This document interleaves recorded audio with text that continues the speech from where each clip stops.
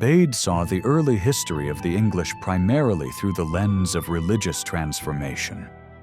For him, the arrival of Christianity, especially through the mission of St. Augustine and his companions in 597, marked the true beginning of English identity. When Ethelbert, King of Kent, accepted Christianity along with his people and neighboring realms, Bede viewed this as the decisive shift from the Britons to the English in the historical narrative. His chronicles portrayed this moment as a spiritual awakening and a pivotal foundation for the English Church. Later historians, influenced by Bede, often magnified this moment, sometimes casting pagan customs in a negative and exaggerated light. But modern scholarship has begun to question this religiously centered interpretation, arguing that the conversion to Christianity was part of a broader, more complex transformation that included social changes, the rise of kingdoms, economic revival, and shifts in cultural identity. This period marked the emergence of the English as a recognizable people. Before the late 6th century, they were largely nameless in the historical record. From then onward, sparse but valuable written sources begin to offer glimpses into elite society. However, much of our understanding of the period comes from archaeology, especially burial practices, which started to change significantly in the mid-6th century. Cremation, once common, began to decline and was almost entirely abandoned by the mid-7th century. This shift may reflect early Christian influence, which emphasized bodily resurrection, but the decline began too early to be fully explained by religious conversion. It is possible that other social or cultural factors were involved, such as a growing preference for Roman or Frankish customs over earlier Germanic ones. As cremation faded, inhumation with grave goods became the dominant burial method. This practice spread into areas like Wiltshire, the Northeast, and the Peak District, places that had previously retained more distinctly British traditions. These regions were increasingly integrated into the Anglo-Saxon sphere, either through conquest or unequal alliances. Archaeological evidence suggests that native elites began adopting Anglo-Saxon customs, including burial styles, as a way of aligning themselves with the dominant culture. The limited number and relative wealth of such graves point to a selective form of acculturation, blending British and Anglo-Saxon elements. Significant changes also took place in the types of objects buried with the dead. While many traditional artifacts remained, such as pottery, weapons, and personal grooming tools, others began to disappear or evolve. Long strings of amber beads and certain brooch types vanished, suggesting shifts in production and fashion. At the same time, luxury goods from continental Europe and the Eastern Mediterranean became more common, especially among elites. This period also saw a revival of native Roman artistic styles, especially in the form of elaborately decorated hanging bowls, indicating continued awareness of the island's Roman past. Interestingly, new Christian centers often arose at former Roman sites, highlighting the enduring prestige of the Roman legacy in locations like Canterbury, Lincoln, and York. Around the year 600, changes in burial rites began to reflect deeper social transformations. By the mid-6th century, about half of all male graves contained weapons, underlining the status associated with being armed. Among these, certain graves stand out as belonging to individuals of higher rank, possibly local war leaders or influential figures in communal gatherings. During this period, burial mounds or barrows became more prominent. Some cemeteries were almost entirely made up of such barrows, often built around older monuments. Even flat graves began to show greater care in their construction, including wooden coffins with metal fittings.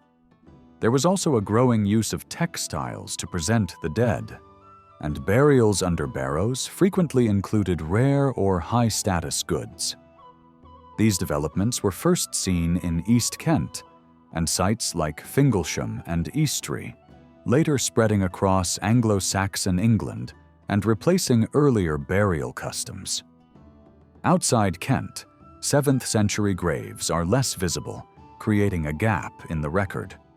Nonetheless, regional variation in dress and burial practices began to fade, suggesting a move toward cultural uniformity. At the same time, the inclusion of grave goods began to decline. By the early 7th century, many burials included few, if any, artifacts, and weapon graves became rare. The archaeologist Edward Leeds, working in the early 20th century, labeled this trend the final phase. He initially believed these cemeteries belonged to impoverished pagans, but later associated them with Christian burial customs. Modern research has deepened our understanding of these final phase graves. They often include Christian symbols like crosses, have consistent west-east orientations, avoid cremation, and lack elaborate grave goods beyond perhaps a single knife.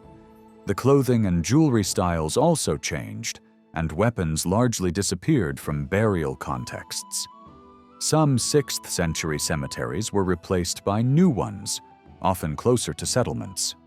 For instance, at Bloodmore Hill in Suffolk, a new cemetery appeared among the settlement buildings, replacing an older one nearby. In other cases, cemeteries continued in use, particularly those tied to ancient monuments, like the one at Butler's Field in Gloucestershire. This cemetery, centered on a Bronze Age site, produced the richest graves in the region and may have remained active due to its association with a dominant local community. Through all of this, the period reveals a complex interplay of cultural adaptation, religious transformation, and social restructuring, where burial customs reflect broader changes in identity, power, and belief across early Anglo-Saxon England. Although the emergence of final phase cemeteries aligns roughly with the Christianization of Anglo-Saxon England, it is difficult to directly attribute this change to religious doctrine. Christian texts from the period do not explicitly forbid the inclusion of grave goods. Instead, the shift may reflect broader social developments, such as evolving fashion trends, awareness of changing Frankish funerary customs, or a growing reluctance among the middle classes to bury valuable possessions. Despite the general decline in the use of grave goods, a small number of elite burials stood out for their exceptional wealth and ceremonial complexity. These burials were often marked by large mounds or chambers constructed from timber and contained high-status items. One of the earliest examples was discovered in 1771 at Kingston Down in Kent, where a richly adorned woman was laid to rest with gold jewelry, silver pins, imported vessels, and a glass cup. Clear evidence of elite burial practices shaped by external influences, particularly from the Frankish world. As the number of weapons graves decreased, those that remained became increasingly elaborate, often incorporating both burial chambers and mounds. This style had parallels in southern Scandinavia and areas near northern Francia during the late 6th century. While burial mounds and chambers had existed in England since the 5th century, the combination of the two in a single grand display represented a new development. Though this custom may have originated under Frankish influence, it only gained prominence in England after the Franks themselves had moved toward Christian burial traditions. Similar practices were seen in notable burials on the continent, such as at Morecambe, Crefeld Gelep, and the richly equipped tomb of King Chilperic in Tournai. These customs reached southeastern England along the same trade and cultural routes that introduced items like Coptic bowls, Byzantine spoons, glassware, silks, and fine pottery. They became especially prominent in the early decades of the 7th century. These extraordinary graves were often placed in commanding locations, sometimes standing alone or forming small clusters. There has long been speculation that early Anglo-Saxon boundaries may have been marked by ancient burial sites, and these visible locations attracted attention for new elite interments. Unlike earlier, more modest mounds, the new barrows could rise to over 4 meters in height. Bodies were either placed inside ancient monuments or beneath newly constructed mounds, reflecting a deliberate effort to create impressive memorials. These burials demanded significant resources in terms of craftsmanship, labor, and the sacrifice of expensive goods, highlighting their exceptional nature. While women were occasionally buried beneath new barrows, such as one example at Sutton Hoo, most were interred in older monuments or in flat graves. The majority of new mounds, however, were erected over male graves, identifiable by the richness and variety of accompanying artifacts. In Germany, this practice is associated with the term Fürstengrab, meaning princely grave, and it is used to describe burials that reflect royal ambitions. In England, the term princely burial serves a similar function.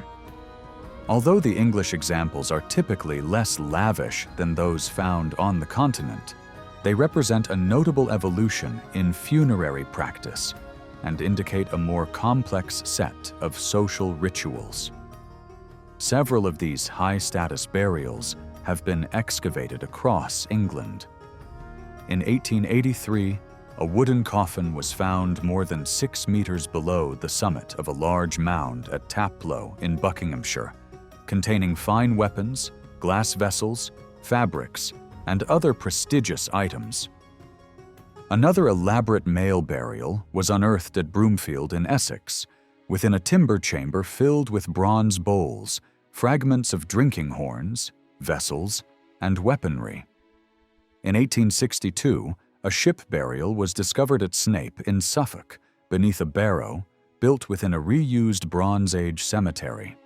The vessel measured 14 meters in length and contained spearheads, blue glass, a claw beaker, and a gold ring.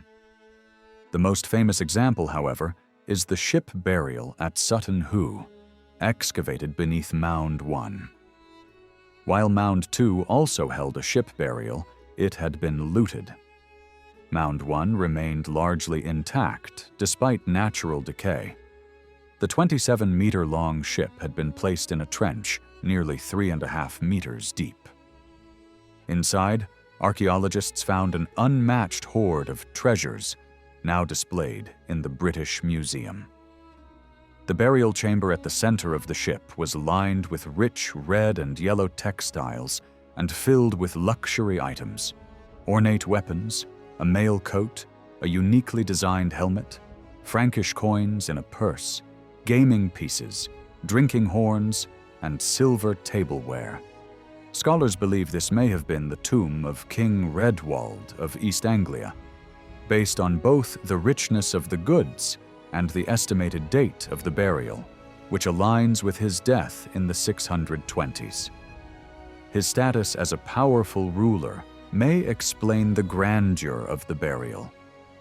Other elite burials have also been found at Sutton Hoo.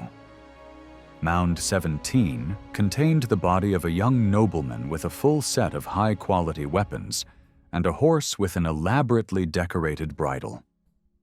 Horse burials are exceedingly rare in Anglo-Saxon England and typically date to the later 6th and early 7th centuries. These graves were usually male and accompanied by particularly lavish assemblages.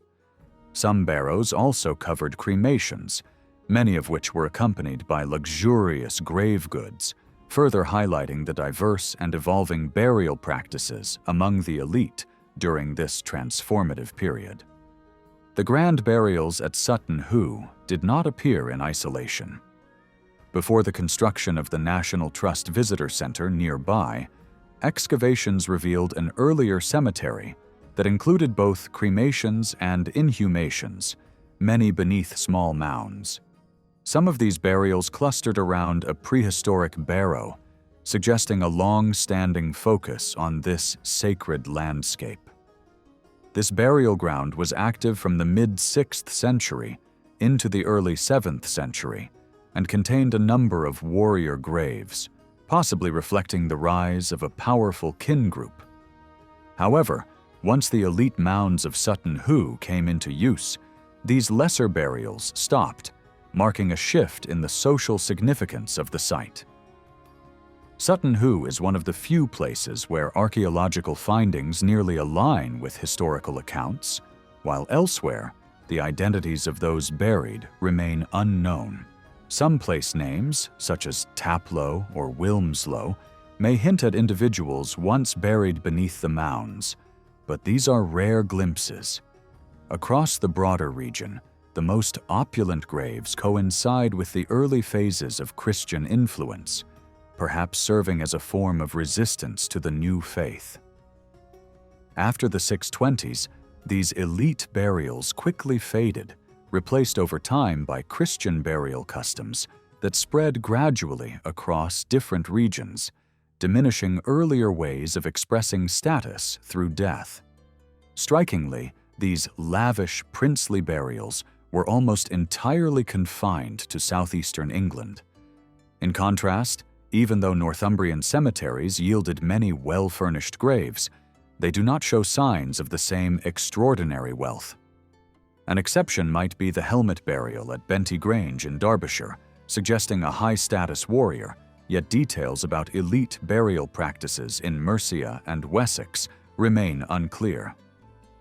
This regional difference implies that such elaborate burial customs were influenced by direct contact with the continent, and areas shaped more by British traditions of rulership did not adopt this form of social display.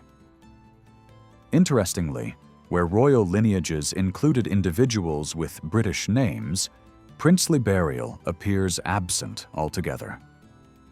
Meanwhile, richly furnished female graves continued into the later 7th century and were even found in the West, such as at Roundway Down and Burnet. Still, none of these graves rivaled the grandeur of Sutton Hoo, Taplow, or Prittlewell. In settlements dating from the mid-6th century, signs of social stratification are hard to find. Most communities appeared stable and unchanged into the 7th century. Yet, around the year 600, a few sites began to display distinct architectural developments, including unusually large or complex buildings, suggesting the rise of new elites. Notable examples of these changes come from Yeavering in Northumbria, Cowdery's Down in Hampshire, Foxley in Wiltshire, and Dover in Kent. At Yeavering, aerial photography revealed crop marks that led to the discovery of what is now understood as a royal complex from the early 7th century. The interpretation of this site was supported by historical references in Bede's writings to Ad Gefrin, a royal residence abandoned after the death of King Edwin and succeeded by Mailman, likely modern Millfield.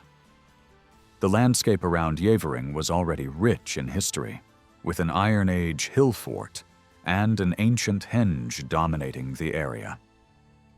A group of late 6th century buildings was expanded into a prestigious complex, likely by the pagan ruler Ethelfrith. Among these structures was a large hall adorned with ox skulls, interpreted as a pagan temple, and a nearby kitchen. A distinctive assembly building, built from massive timbers and reminiscent of Roman theaters, was also discovered, a unique feature for a site so far north. King Edwin later rebuilt the complex, adding cattle enclosures, twin halls linked by a courtyard, and a timber church with its own cemetery. This site was rebuilt again in later years, with the church and graveyard moved, the assembly building reconstructed, and new halls added, complete with annexes extending from their gable ends. The scale and repeated construction of such a complex could only have been undertaken by individuals wielding significant power, indicative of kingship. Despite the limited number of artifacts found, the architecture itself speaks volumes. While the other sites, Cowdery's Down and Foxley, do not match Yeavering in scale, both have revealed large timber halls with annexes, fenced enclosures, and support structures to hold heavy roofs. Cowdery's Down, located near Basing, may have been associated with the Basingas, an early West Saxon group. The halls discovered at Dover are comparable in size to those at Yeavering and are thought to belong to a royal monastery that offered lodging to the king and his household. In other places, the emerging elite may have reused existing structures to perform the same ceremonial functions seen at Yeavering. For instance, the Roman theatre at Canterbury could have served as a space for royal gatherings under King Ethelbert of Kent. Such buildings were likely used for large public meetings, paying tribute, or delivering speeches. In the far north, aerial images from Spruceton in the Scottish borders reveal features similar to those at Yeavering and Millfield. Additionally, Northumbrian rulers frequently occupied former Celtic strongholds, such as Bamburgh, Moat of Mark, Edinburgh, and Doon Hill, where a 23-meter hall was constructed within a fortified enclosure. This kind of fortified occupation does not appear elsewhere in England. In the south, some sites identified through metal-detecting finds, known as productive sites, may also have functioned as elite centers. One example is Rendlesham, which Bede mentions as a royal residence of the East Anglian kings. Although no defenses have been found there, it fits the profile of a high-status site.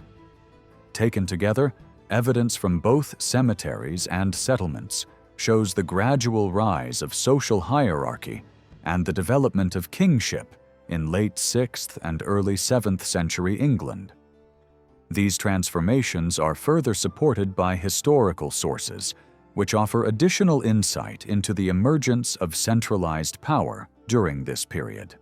Bede's account of the Anglo-Saxon settlement in his Ecclesiastical History gives the impression that the main kingdoms of the 7th century stemmed directly from the arrival and settlement of distinct Germanic peoples in the 5th century. However, his occasional mentions of smaller tribal areas or regions suggest that the process of forming these kingdoms was still underway throughout the 7th century. Scholars today continue to debate how these Anglo-Saxon kingdoms came into being. One view holds that there was some continuity between the territorial structure of Roman Britain and the emerging Anglo-Saxon realms, with some Roman administrative units and territories being taken over by incoming warrior groups. The other view sees the collapse of Roman authority as more complete, resulting in Anglo-Saxon society developing independently of earlier political boundaries, with kingdoms gradually forming through the merging of smaller tribal groups. Each perspective holds merit. The idea of continuity is more applicable to the southeast and to parts of western and northern Britain. Kent, for example, retained its Roman name, Cantium, and remained centered on Canterbury, which had been the Roman town of Dura Vernum Cantiacorum. Although there may have been a pause in its use as a political center, its later revival under English rule as Cantwara reflects a degree of historical continuity. Similar arguments have been made for the East Saxons being successors to the Trinovantes and the South Saxons following from the Regni, although these are less convincing. In these cases, the urban centers did not maintain continuity in administrative function, although Chichester would later reappear as a religious center. In the west and north, where British kingdoms endured longer, the argument for continuity is stronger. Devon appears to continue the legacy of the Dumnoni, and Cornwall takes its name from the Cornovi of the far southwest. Wroxeter, once Viraconium, was the capital of another Cornovi tribe and gave rise to the early English group known as the Rosensite. In the east, Lindsey, centered around Lincoln, reflects a similar case, even though Lincoln was not a tribal center under Roman rule. The Deiri in eastern Yorkshire seem to have emerged from a British population occupying the valleys and uplands of that region, and the Bernese, Craven, Elmet, and others also appear to have roots in pre-English communities. Northumbria, as a 7th century kingdom, mirrors the shape of the late Roman province of Britannia Secunda, which was based on York. The bishopric of York was re-established in the 620s, highlighting this link. The western province, Britannia Prima, maintained a distinct identity through the 5th century, and while its eastern parts were eventually conquered, the Western Highlands later became Wales and Cornwall. Lindsey likewise seems to reflect the continuation of Flavia Caesariensis, the Roman province in the east that remained tied to its old administrative center.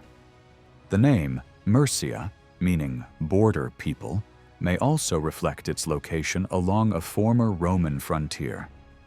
Even the border between Flavia Caesariensis and Maxima Caesariensis seems to align closely with the later division between the East Angles and East Saxons, hinting that Roman provincial borders may have influenced the layout of later kingdoms. Despite these signs of continuity, many kingdom names were later inventions that reflected emerging political identities. The East Saxons and West Saxons, for example, are clearly named in relation to each other. The same is likely true for the East Angles, who must have been named in contrast to other Anglian groups further west. Bede noted that the West Saxons had once been known as the Gewisse, and the label Northumbrians only became common in the early 8th century, referring to people living north of the Humber. These names were likely not in everyday use in the late 6th century, even if the communities themselves already existed in some form. The alternate theory focuses less on these large kingdoms and more on the smaller, lesser-known peoples that were gradually absorbed into their more powerful neighbors during the Middle Anglo-Saxon period. Some of these smaller groups had considerable land and ruling families, like the Hwiche and Meganseta in the west and Lindsey in the east. Others, such as the South Girwu in the Fens, were smaller, though they also had leaders. One is referred to as a prince in the 660s. These smaller communities may have been the basic units out of which the larger kingdoms eventually formed. Many of these smaller groups had names tied to local geography. For instance, the Kilternsate lived in the Chiltern Hills, the Arrowsate in the Arrow Valley, and the Pecksate in the Peak District. These names suggest that the people were organized around shared access to specific landscapes, which likely shaped their communal identities. Some of these groups appear in a document known as the Tribal Hidage, a list of tribute-paying peoples written in Old English and preserved in a later manuscript from around the year 1000, though it likely originated in the 7th century. This list includes a variety of small groups, especially in the region around the Wash, such as the Spalda, related to Spalding, and the Hitcha, from Hitchin. When King Penda of Mercia created the Middle Angles for his son Pieta, he likely did so by uniting some of these smaller groups into a larger political unit. Other names have survived in regional or local place names, like the Blythingas in Suffolk or the Benningsas in Hertfordshire, who gave their names to places such as Bennington and Benjo. These local names may point to the beginnings of kingship in Anglo-Saxon England. One influential interpretation proposed by Stephen Bassett, imagines the situation as resembling a late stage in a football tournament. Some smaller groups had managed to survive until the later rounds, but were destined to be eliminated by stronger opponents. While this analogy is helpful, it may oversimplify the complexity of early political relationships.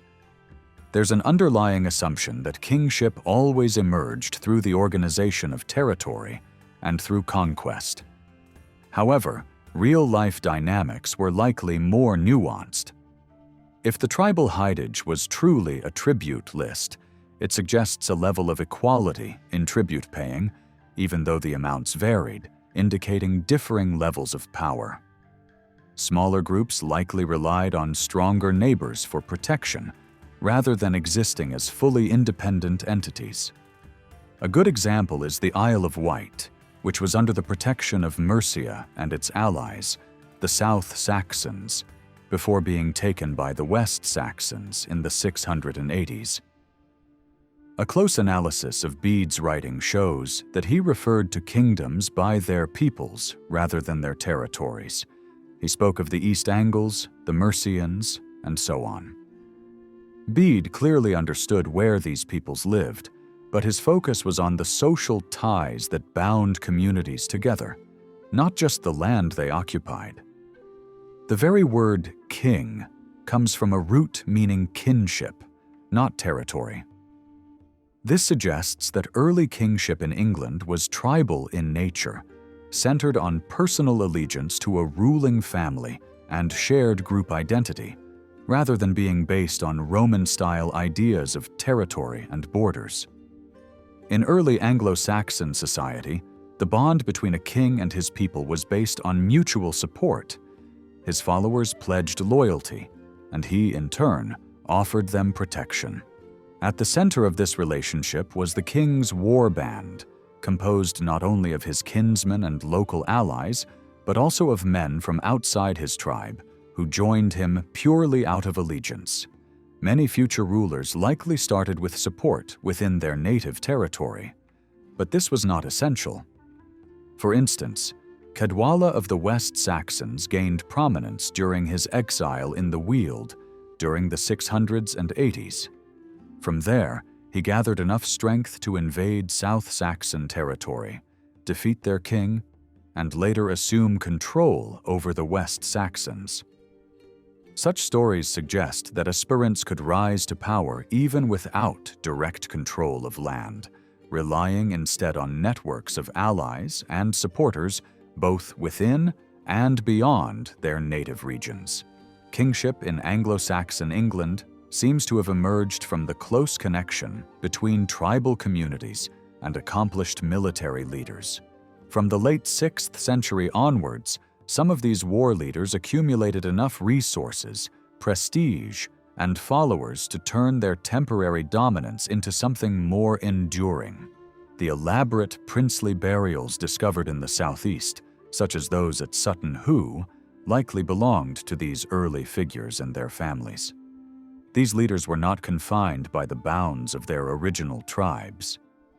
In a world of fragmented tribal elites, a skilled warrior might exert authority over multiple groups from the outset through marriage alliances, military strength, strategic relationships, or sheer influence. A striking case is that of Penda of Mercia, who formed the Middle Anglian kingdom for his son by merging various small communities in the fens. Kingship did not evolve in a simple linear way from small tribes into larger realms. Instead, powerful individuals built coalitions and secured loyalty through complex interactions with other elites. The formation of early kingdoms like East Anglia, Kent, and Northumbria reflects this process. In East Anglia, the proximity of the royal site at Rendlesham to the boat burials at Snape and Sutton Hoo points to an early centralization of power in that region. The lack of clear rivals in the archaeological record from that era suggests a cohesive family network was in place early on. In Kent, power began in East Kent and spread westward, a trend visible through distinctive artifacts from the late 6th century. Similarly, the early Northumbrian kingdom, centered on Bamberg, expanded significantly through a mix of military conquest, cultural influence, and elite intermarriage, eventually spanning a vast region from Fife to the Wash.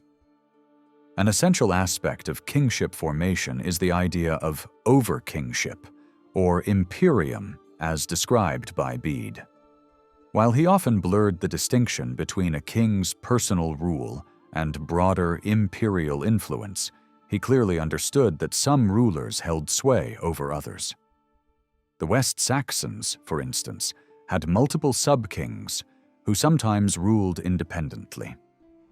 Bede's list of rulers with imperium begins with Ella of the South Saxons and Ceawlin of the West Saxons, followed by Ethelbert of Kent, who held dominance over the Southern English by the end of the 6th century.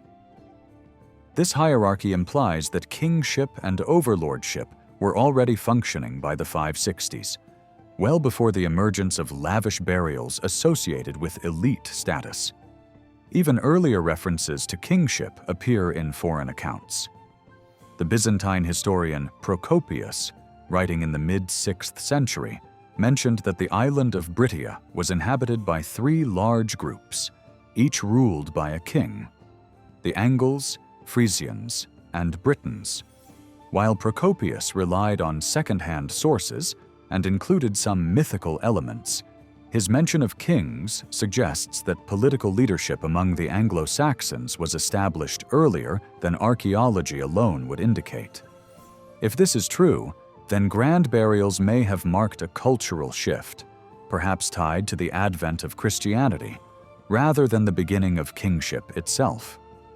Bede's reference to imperium also underscores the fragile and shifting nature of political authority during this period.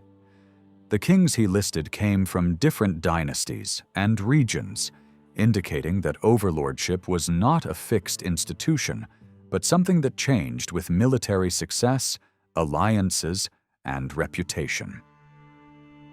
Overkingship also played a crucial role in mediating relations between peoples.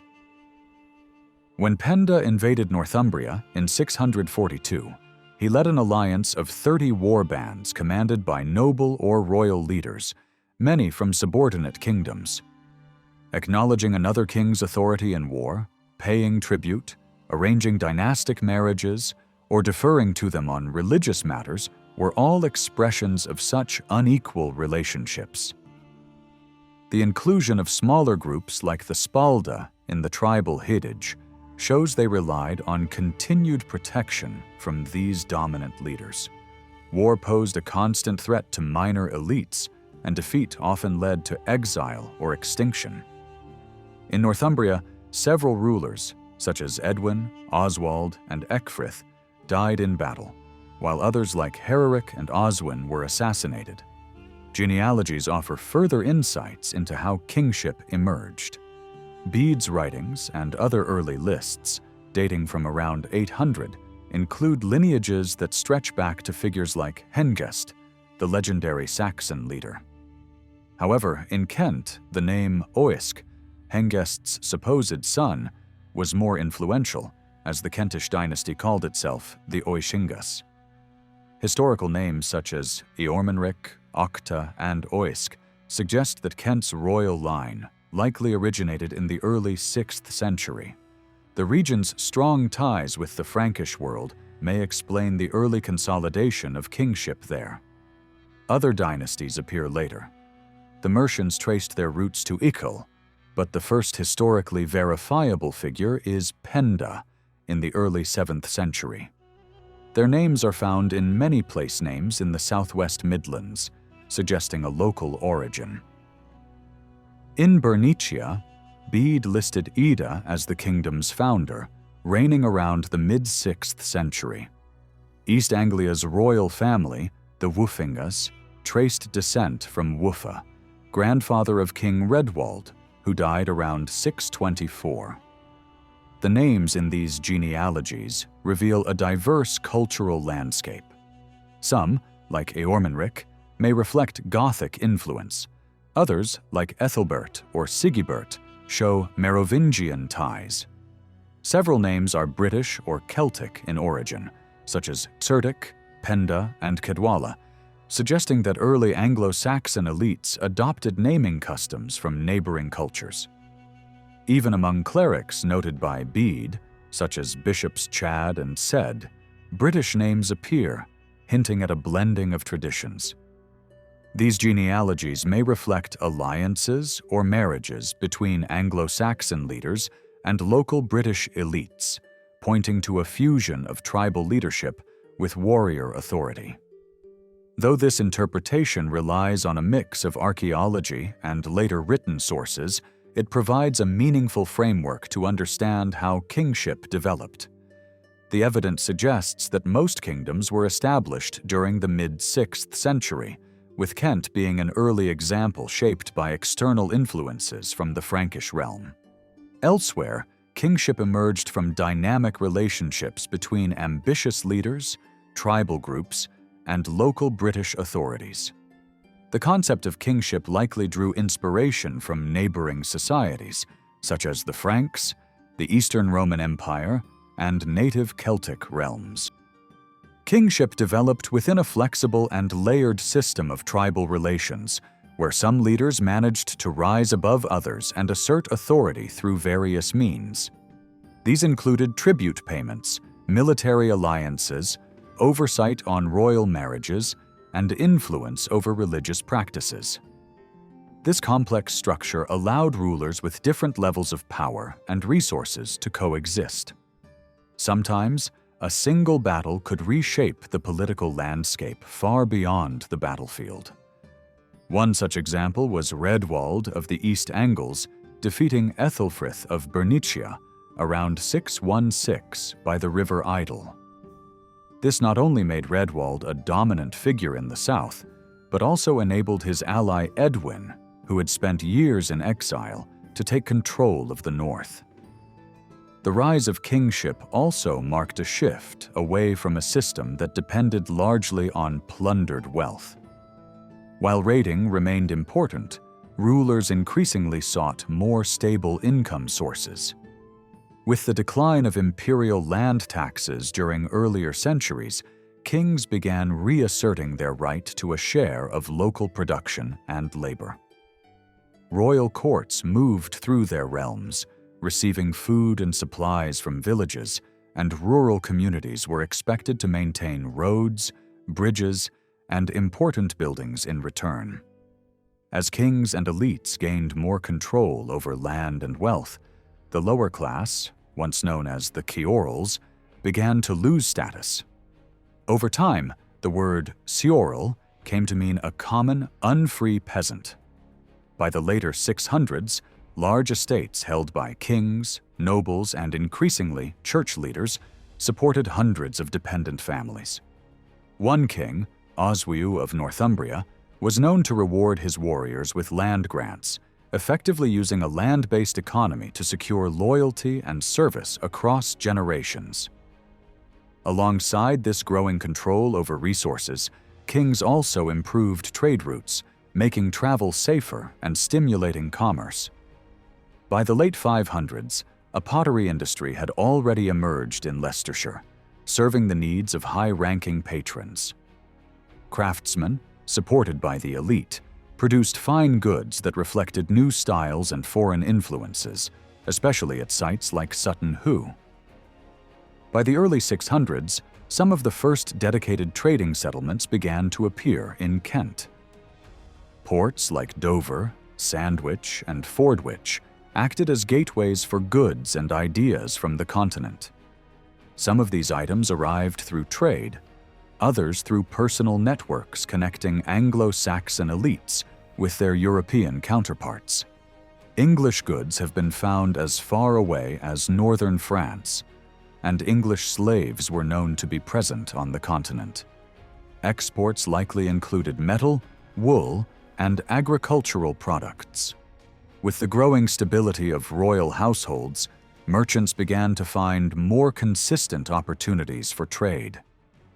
Anglo-Saxon ships participated in maritime exchange, helping to link England with Scandinavia, Frisia, and Francia. As early as 600, the laws of King Ethelbert used coin-based compensation values, suggesting a budding monetary economy. Though foreign coins had circulated in Britain earlier, native gold coins started to appear during the Christianization period, particularly in Kent. These coins mimicked Frankish and Roman styles, often showing imperial portraits and crosses. By around 640, artistic and functional coins were being produced, as seen in hoards like the one at Crondall. Later in the 7th century, England's rulers began issuing silver coins to match continental trends, making money more widely accessible. These coins turned up most frequently in major trading centers known as Emporia. The largest of these, like Hamwick, Southampton, Ipswich, and London, grew into busy hubs of manufacturing and exchange by the mid-600s.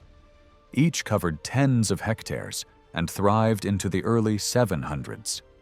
Hamwick, for instance, was rebuilt with a new plan, while Ipswich and London served as regional economic engines for the East Angles and Thames Basin, respectively.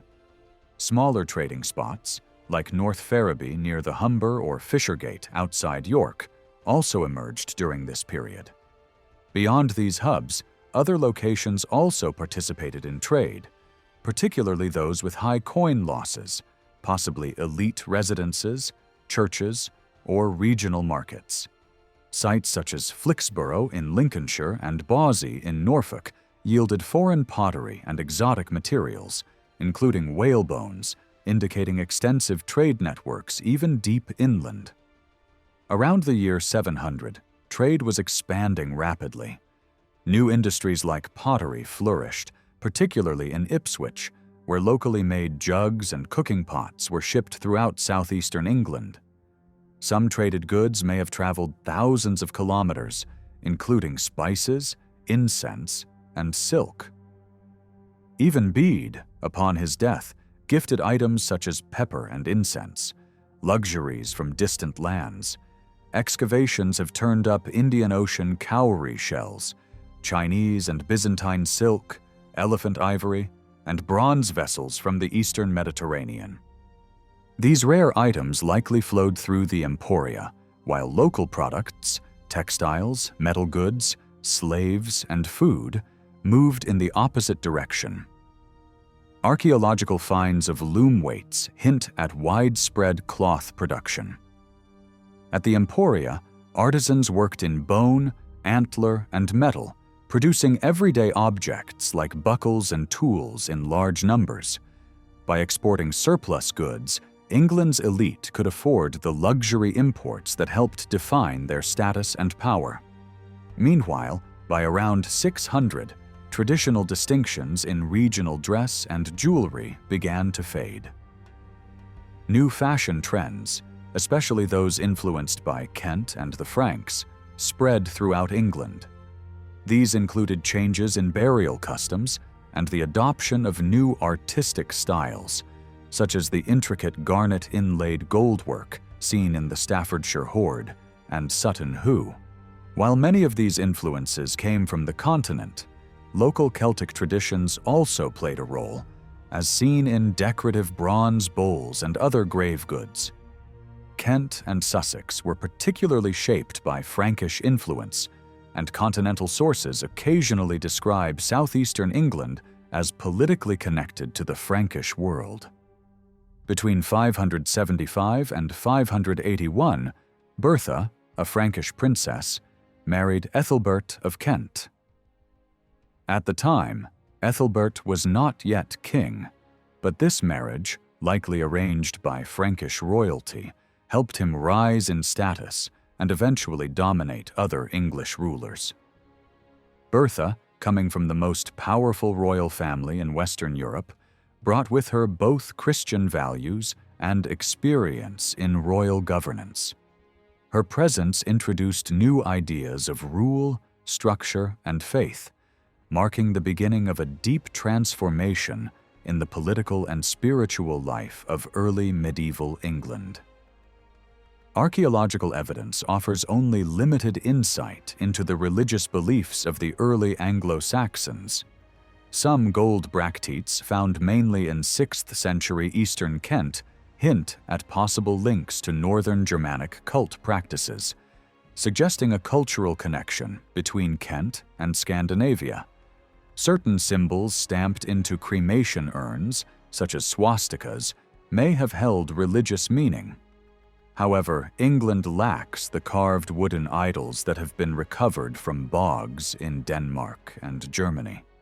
Small metal figurines occasionally found in cemeteries are among the few tangible traces of pagan worship.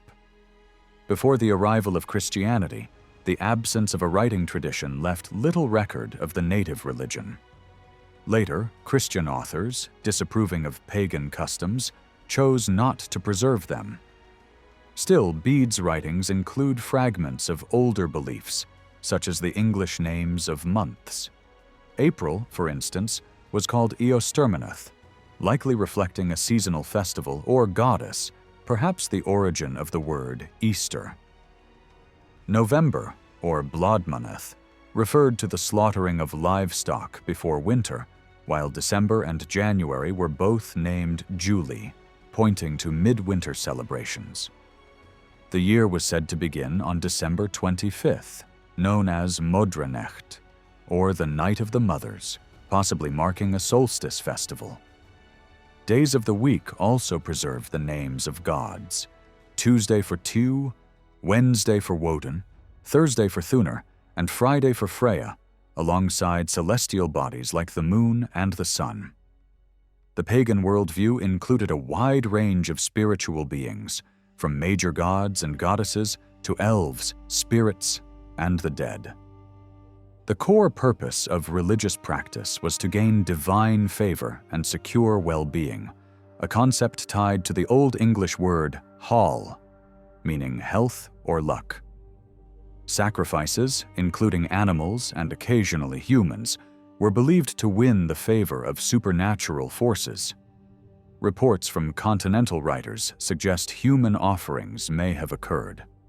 The display of King Oswald's head and hands by his rival Penda in 642 might also reflect such customs. Priests interpreted omens and advised whether proposed actions would bring good fortune. Items buried with the dead, such as crystal balls or amulets, were likely believed to possess magical properties. Birds, too, were observed for signs of future events, and some women were buried with collections of charms, possibly used for fortune-telling or healing. Very little is known about the actual roles of pagan priests, though the office may have passed through families, as was the case later in Iceland. Bede's description of a chief priest named Koifi suggests that pagan clergy avoided riding stallions and carrying weapons, practices that set them apart from the warrior elite. Although some potential temple sites have been proposed, only the one at Yevering has been widely accepted as authentic. Permanent temples may have emerged only after the arrival of Christianity, perhaps in response to church buildings. Traditionally, Germanic worship took place outdoors, in groves or natural clearings. The Old English term hyrg, which survives in place names like Harrow on the Hill, likely referred to such sacred sites. These places often lay away from Roman roads and may have been tied to the identities of specific tribal communities. Recent studies even suggest that some of these ritual sites were reused locations with prehistoric or Roman significance, though this connection could also be coincidental. Another word, wo, meaning idol, also appears in place names like Wye in Kent, and may point to smaller shrines, often near roads and possibly more accessible to travelers.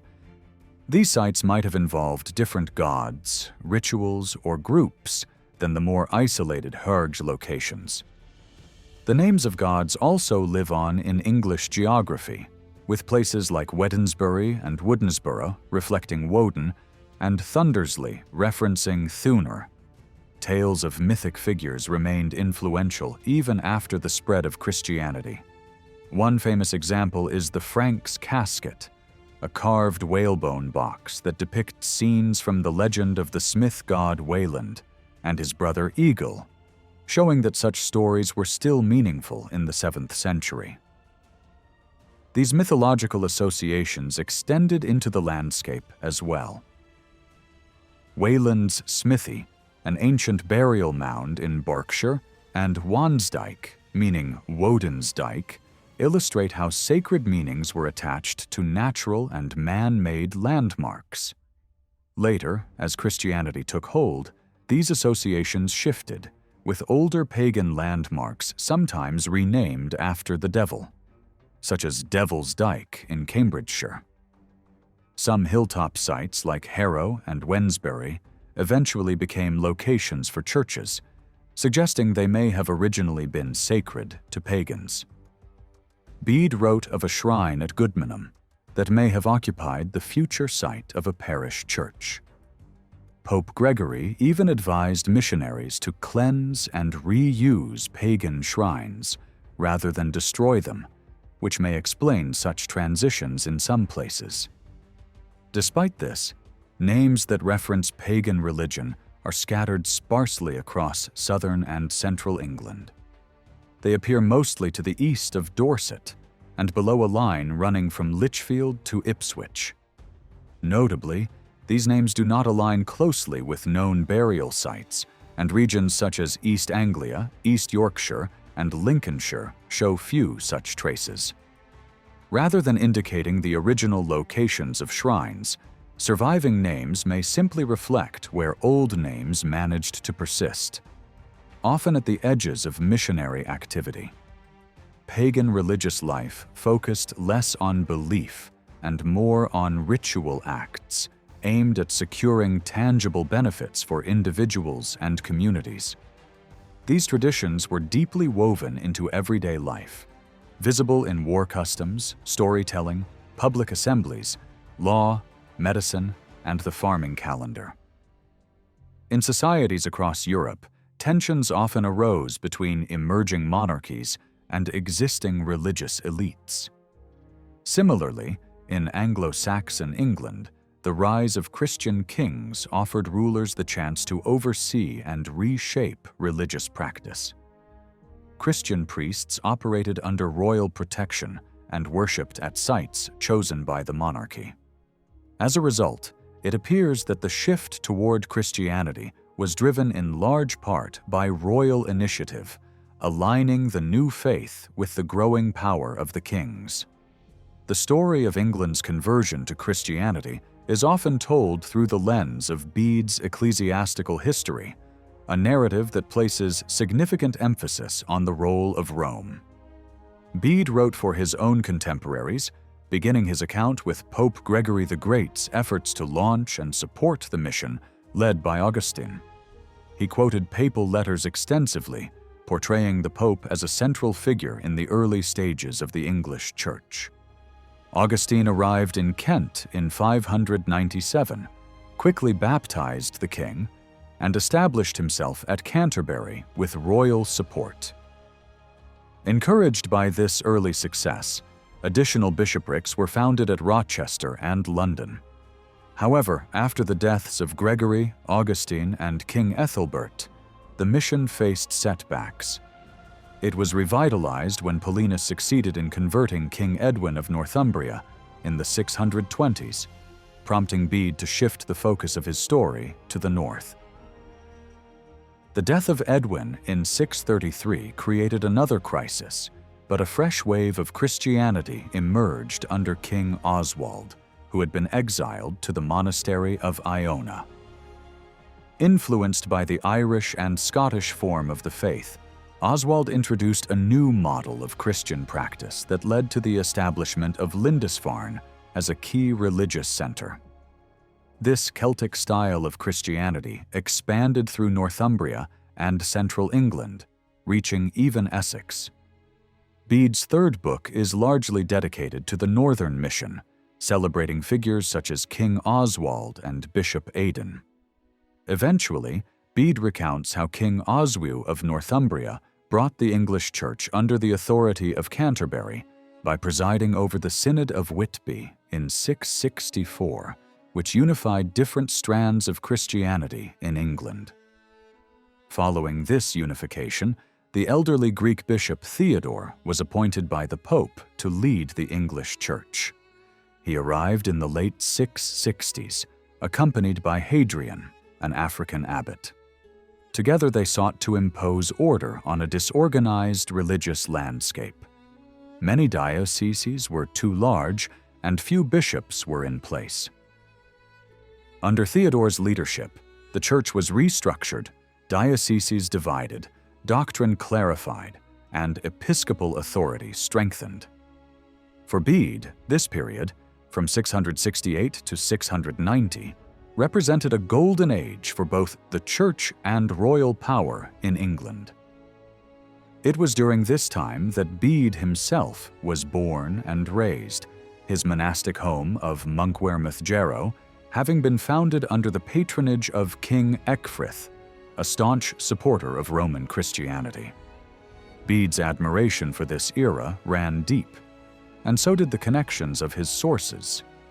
His main informant, Abbot Albinus of Canterbury, had been educated in Hadrian's school and shared Bede's reverence for Theodore's reforms.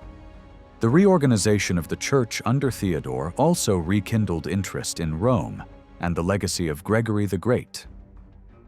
Around 700, a biography of Gregory was composed in Whitby, and devotion to the former pope began to spread across England.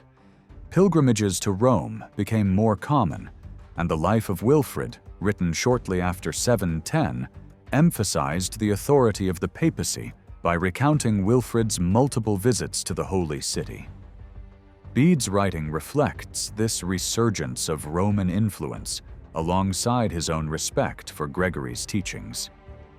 Despite Bede's optimistic portrayal of an English people embracing Christianity through Roman guidance, the historical reality was far more complex.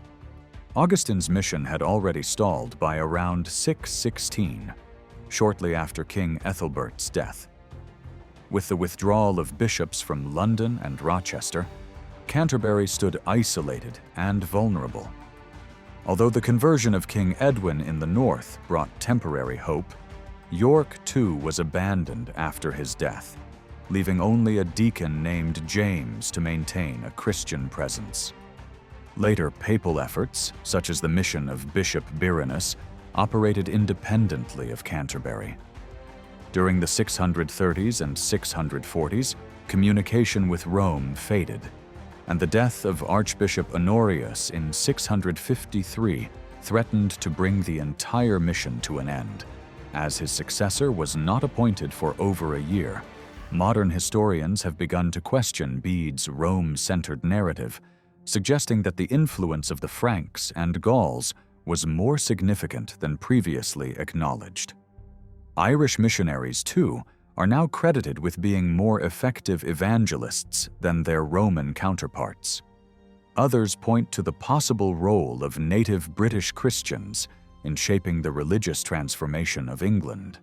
Ethelbert's preference for Roman clergy may have stemmed from a desire to avoid political entanglements with the Frankish kings, while the Roman control of the episcopate at Canterbury seems to reflect a deliberate effort to maintain papal authority. Even so, the papal missions themselves included a strong Frankish presence and must be viewed in the broader context of Merovingian political rivalries. The first bishop known in Kent was Liudhard, a Frank who had come to England with Ethelbert's queen, Bertha, sometime in the late 6th century. His name appears on a gold medallion found near St. Martin's Church in Canterbury, which Bede identified as his place of ministry. The church's dedication hints at Bertha's ties to Tours. The fact that she brought a bishop with her suggests a clear intention to foster Christian worship. and Pope Gregory's correspondence with her shows that she was seen as a crucial supporter of the faith even before Augustine's mission began. When Gregory's missionaries did arrive, their efforts were entangled with Merovingian politics. Augustine's first attempt faltered after the death of King Childebert, his primary supporter, prompting a brief return to Rome. With new letters in hand, Augustine secured the backing of Childebert's mother, Brunhild, and her grandsons, Theudebert and Theuderic, and enlisted Frankish clergy for assistance. Gregory later reported that 10,000 English converts had been baptized during the Christmas season, suggesting that Ethelbert had fully embraced Christianity soon after Augustine's arrival. Yet outside Kent, progress was slow. Although Ethelbert's nephew, Sabert, was baptized, other regions remained untouched. It was not until Theudebert and Theuderic seized the Atlantic coast from their rival Clothar in 600 that the mission gained the momentum to expand. With this new political stability, Augustine's followers requested additional resources from Rome: priests, books, and vestments to establish bishoprics beyond Kent. Churches were founded in Rochester and London, but success was mixed. King Redwald of East Anglia was baptized, but returned to paganism soon afterward. By 610, civil war had broken out among the Frankish rulers, ending in the deaths of both Theudebert and Theuderic. Their rival Clothar II then consolidated power in Francia, and by 614, representatives from Canterbury were attending his church council in Paris. This suggests that Ethelbert was seeking to maintain good relations with the new Frankish leadership. The early development of Christianity in Kent, therefore, was closely linked to the shifting tides of Frankish politics. Frankish influence extended beyond Kent. Missionaries from the continent played leading roles in the conversion of the East Angles and the West Saxons. At the Synod of Whitby in 664, the senior Roman representative was Agilbert, a Frank who had previously been Bishop of the West Saxons and later became Bishop of Paris. For English kings, bringing in missionaries directly from abroad may have offered greater autonomy than working through the established ecclesiastical structure. In particular, the Church in Wessex, though always aligned with Rome, maintained a notable degree of independence. Elsewhere, alternative expressions of Christian authority were actively embraced. In the 630s, King Oswald and the Bernician court turned to the Irish monastery of Iona, rejecting both paganism and recent Roman missionaries favored by King Edwin. Other Irish missions flourished as well, such as the foundation established by the monk Fursa in East Anglia, and a small Irish community noted by Bede at Bosham in West Sussex. These examples show that the Christianization of England was not a simple, linear process directed from Rome, but a diverse and multifaceted transformation shaped by many different influences. In Bede's account of the English conversion to Christianity, he firmly denied any significant contribution from the Britons, blaming them for never attempting to convert the Anglo-Saxons.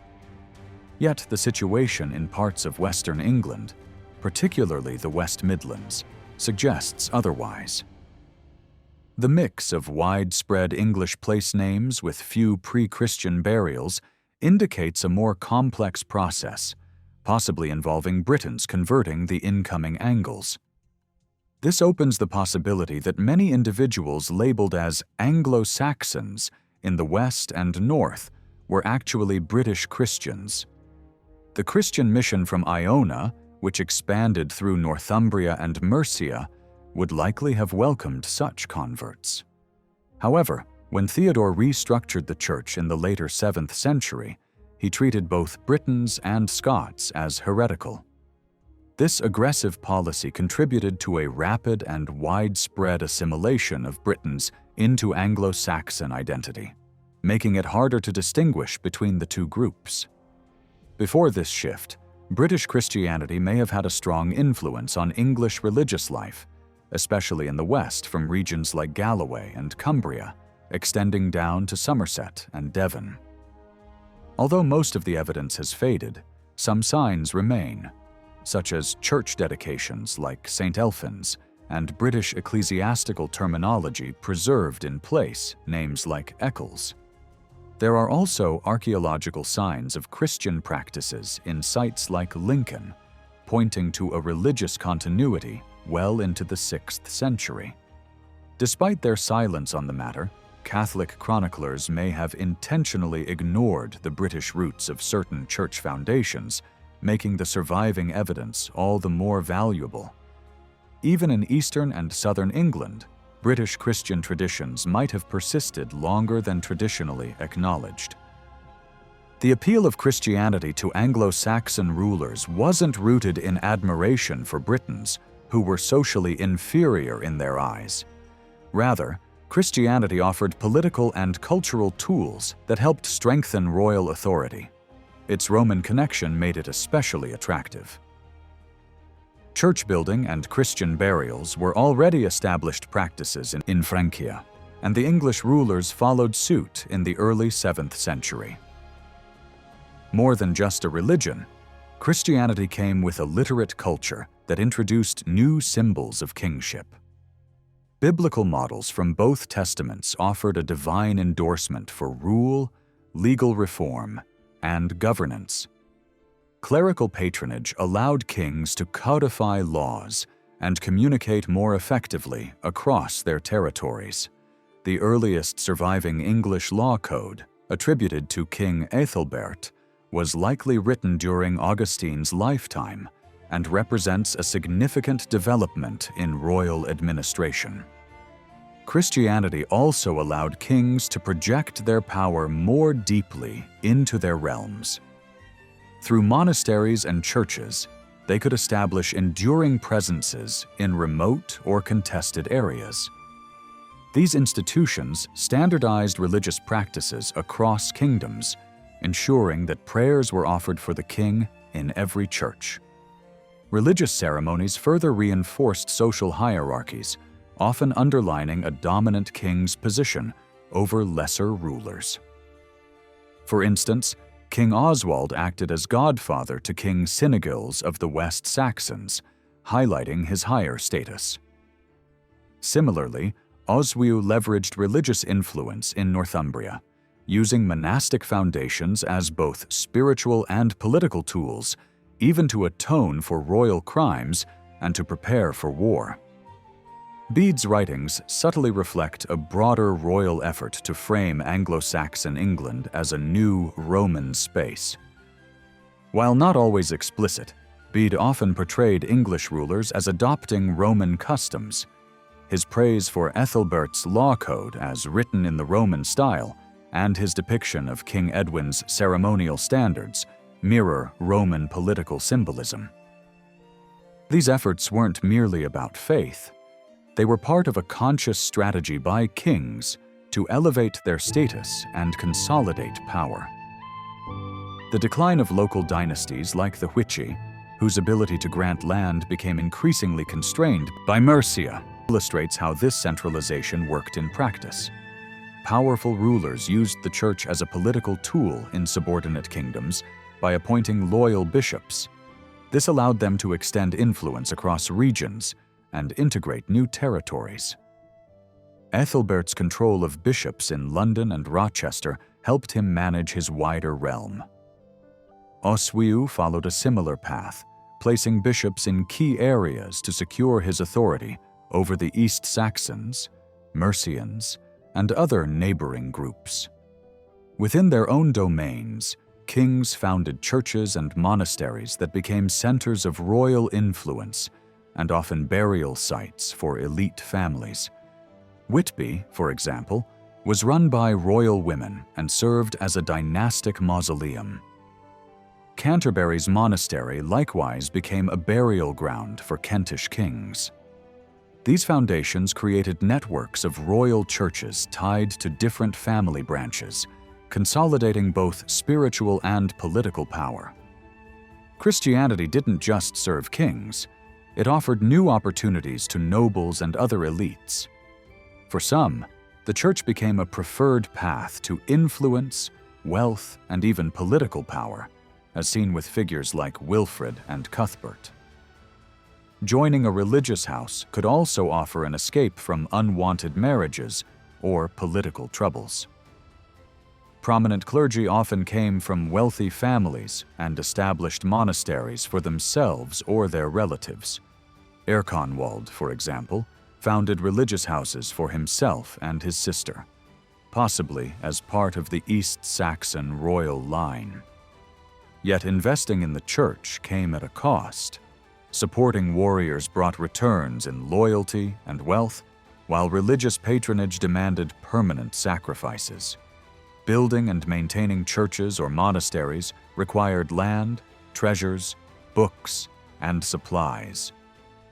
Land grants to the church were measured in hides, representing the sustenance of elite households. Ethelbert's gifts to the churches of London, Rochester, and Canterbury included both wealth and lands to support the clergy and their entourages, highlighting the scale of royal commitment to the new religious order.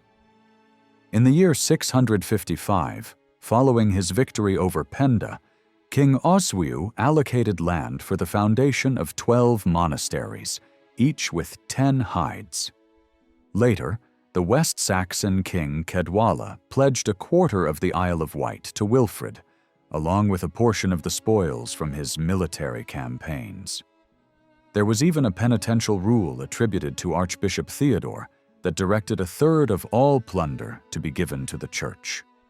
The great monasteries, such as Monkwearmouth in present-day Sunderland, were granted vast lands, received numerous gifts, and housed hundreds of monks.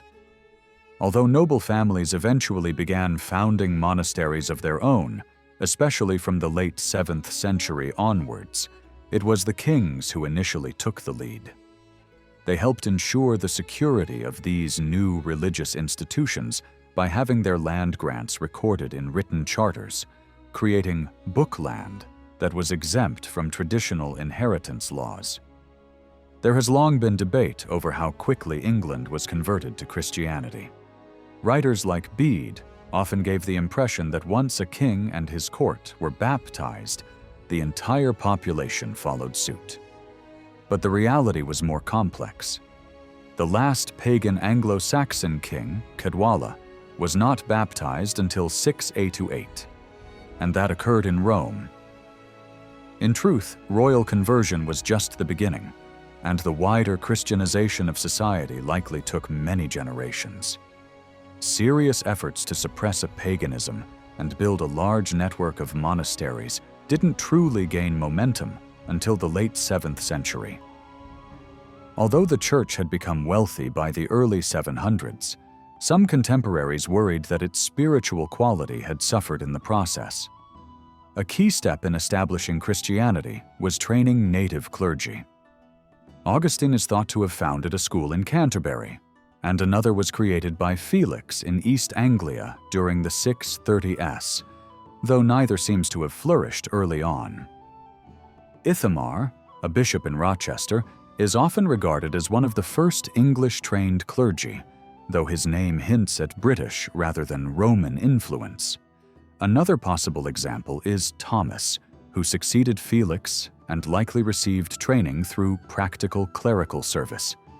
In 655, Deustedet became the first English Archbishop of Canterbury, and by 664, one of his clerics, Wigherd, had been sent to Rome to be consecrated as Archbishop, though he died while there.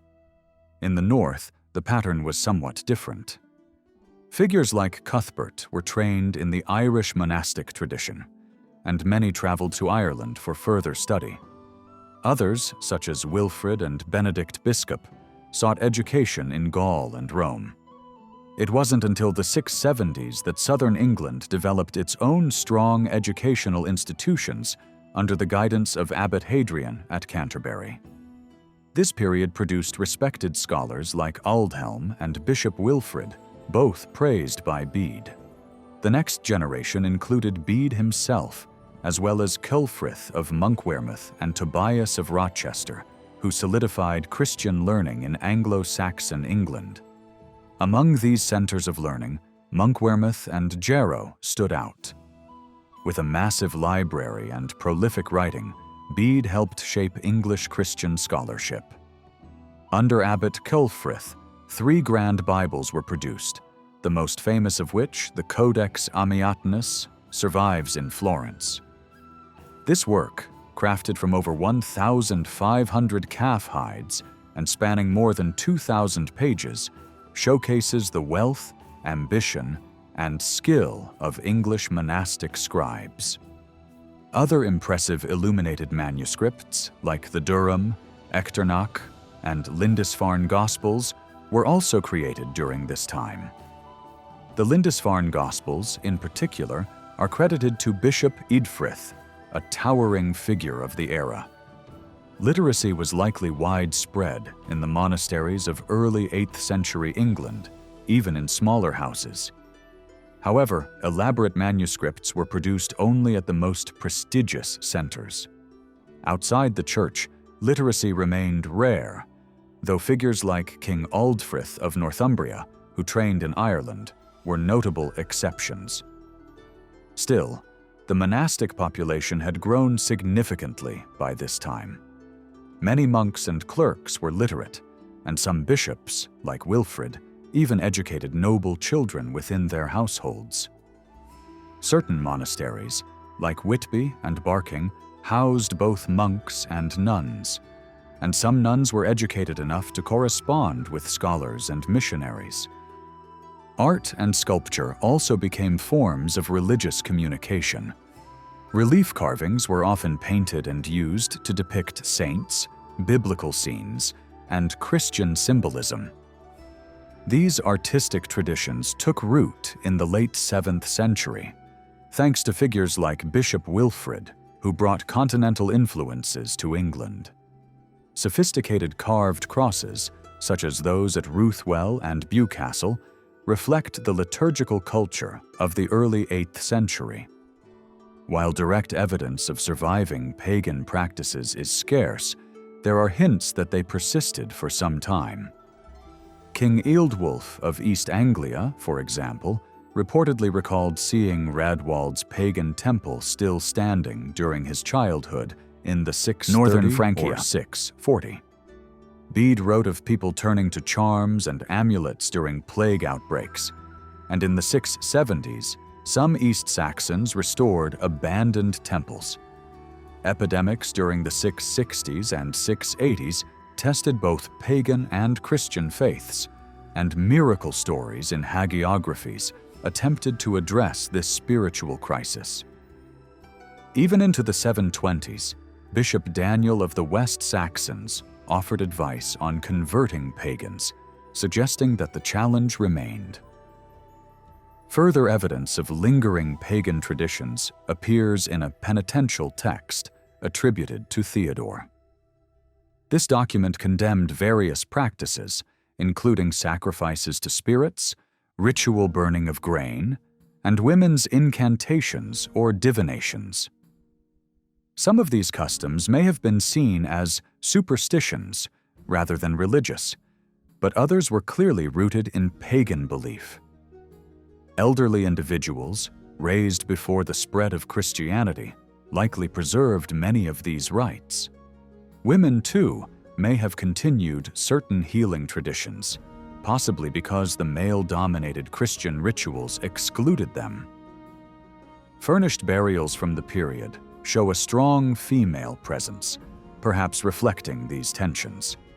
A comparison between the early law code of Ethelbert and that of Whitred nearly a century later highlights the transformation of English society.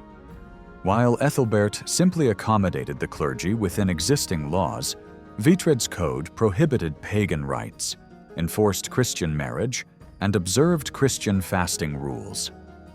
By the end of the 7th century, significant parts of England were firmly on the path to becoming a Christian land. Between the late 6th and early 8th centuries, Anglo-Saxon society experienced a profound transformation. Earlier burial practices that reflected a tribal structure gave way as social hierarchies became more complex and distinctions of wealth and status grew.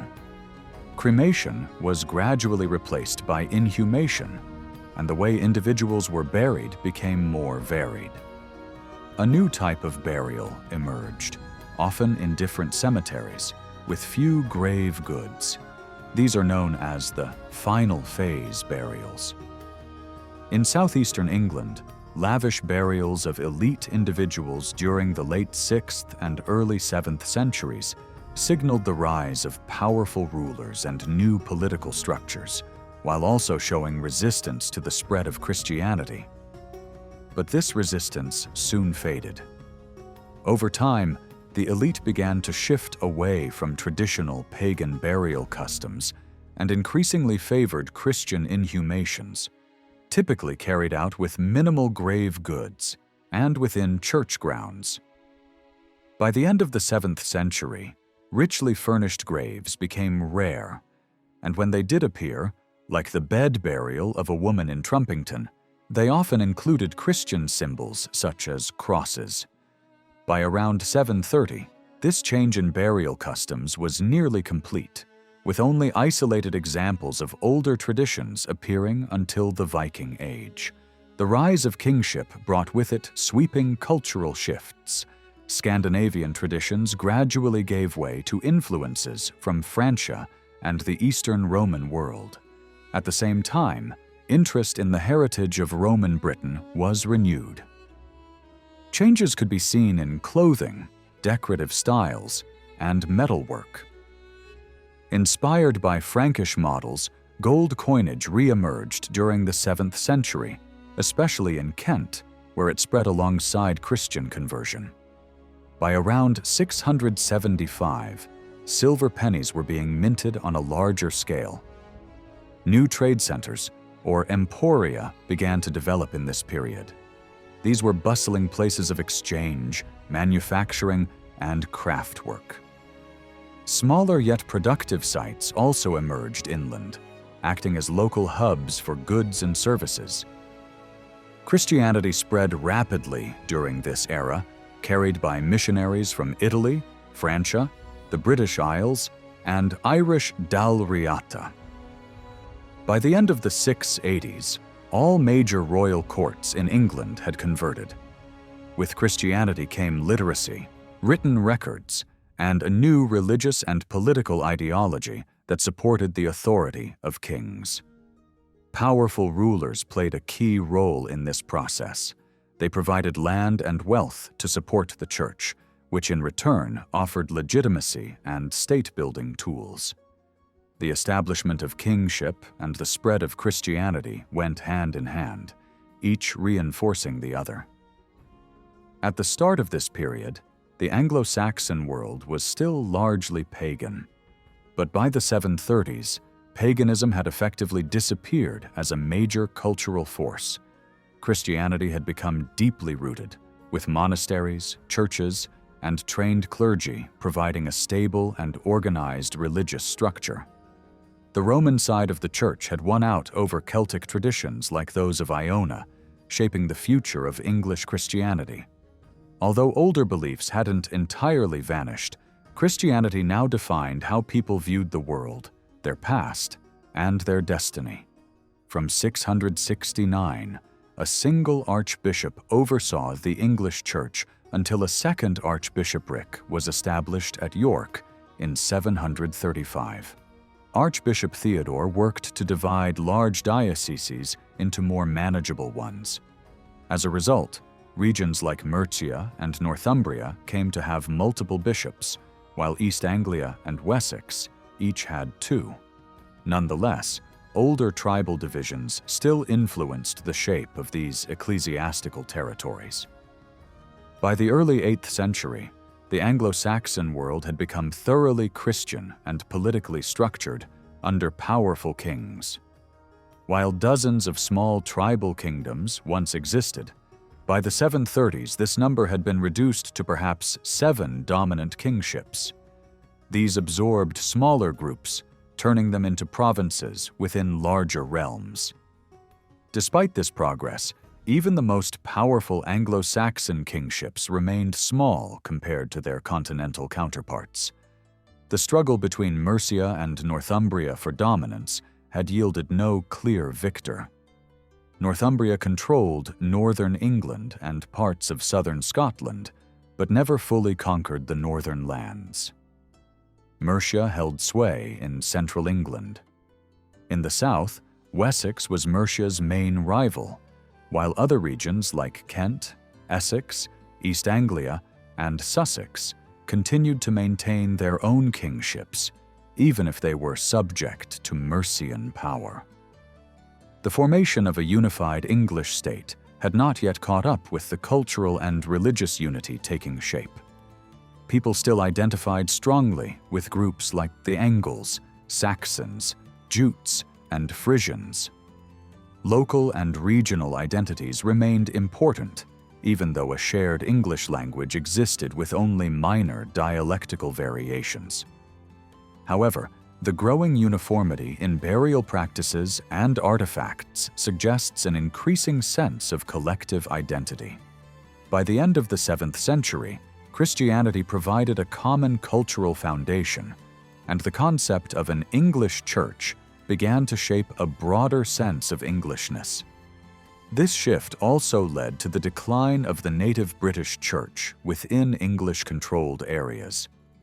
As the British population was gradually absorbed, they became increasingly indistinguishable from the Anglo-Saxon majority. While a unified English identity was beginning to emerge, local and regional allegiances remained powerful. The political elite, though united in religion, still followed the divisions set by the dominant kingships. This is reflected in the writings of Bede, who paid little attention to Mercia, revealing the distance, cultural and political, that still separated regions like Northumbria from their southern neighbors, despite their shared Christianity. Writing in the 12th century, William of Malmesbury admitted how difficult it was to describe Offa, the king of Mercia, who ruled from 757 to 796. It's easy to understand his struggle. Not just Offa, but the entire 8th century poses serious challenges for interpretation. This is not because the period lacks sources.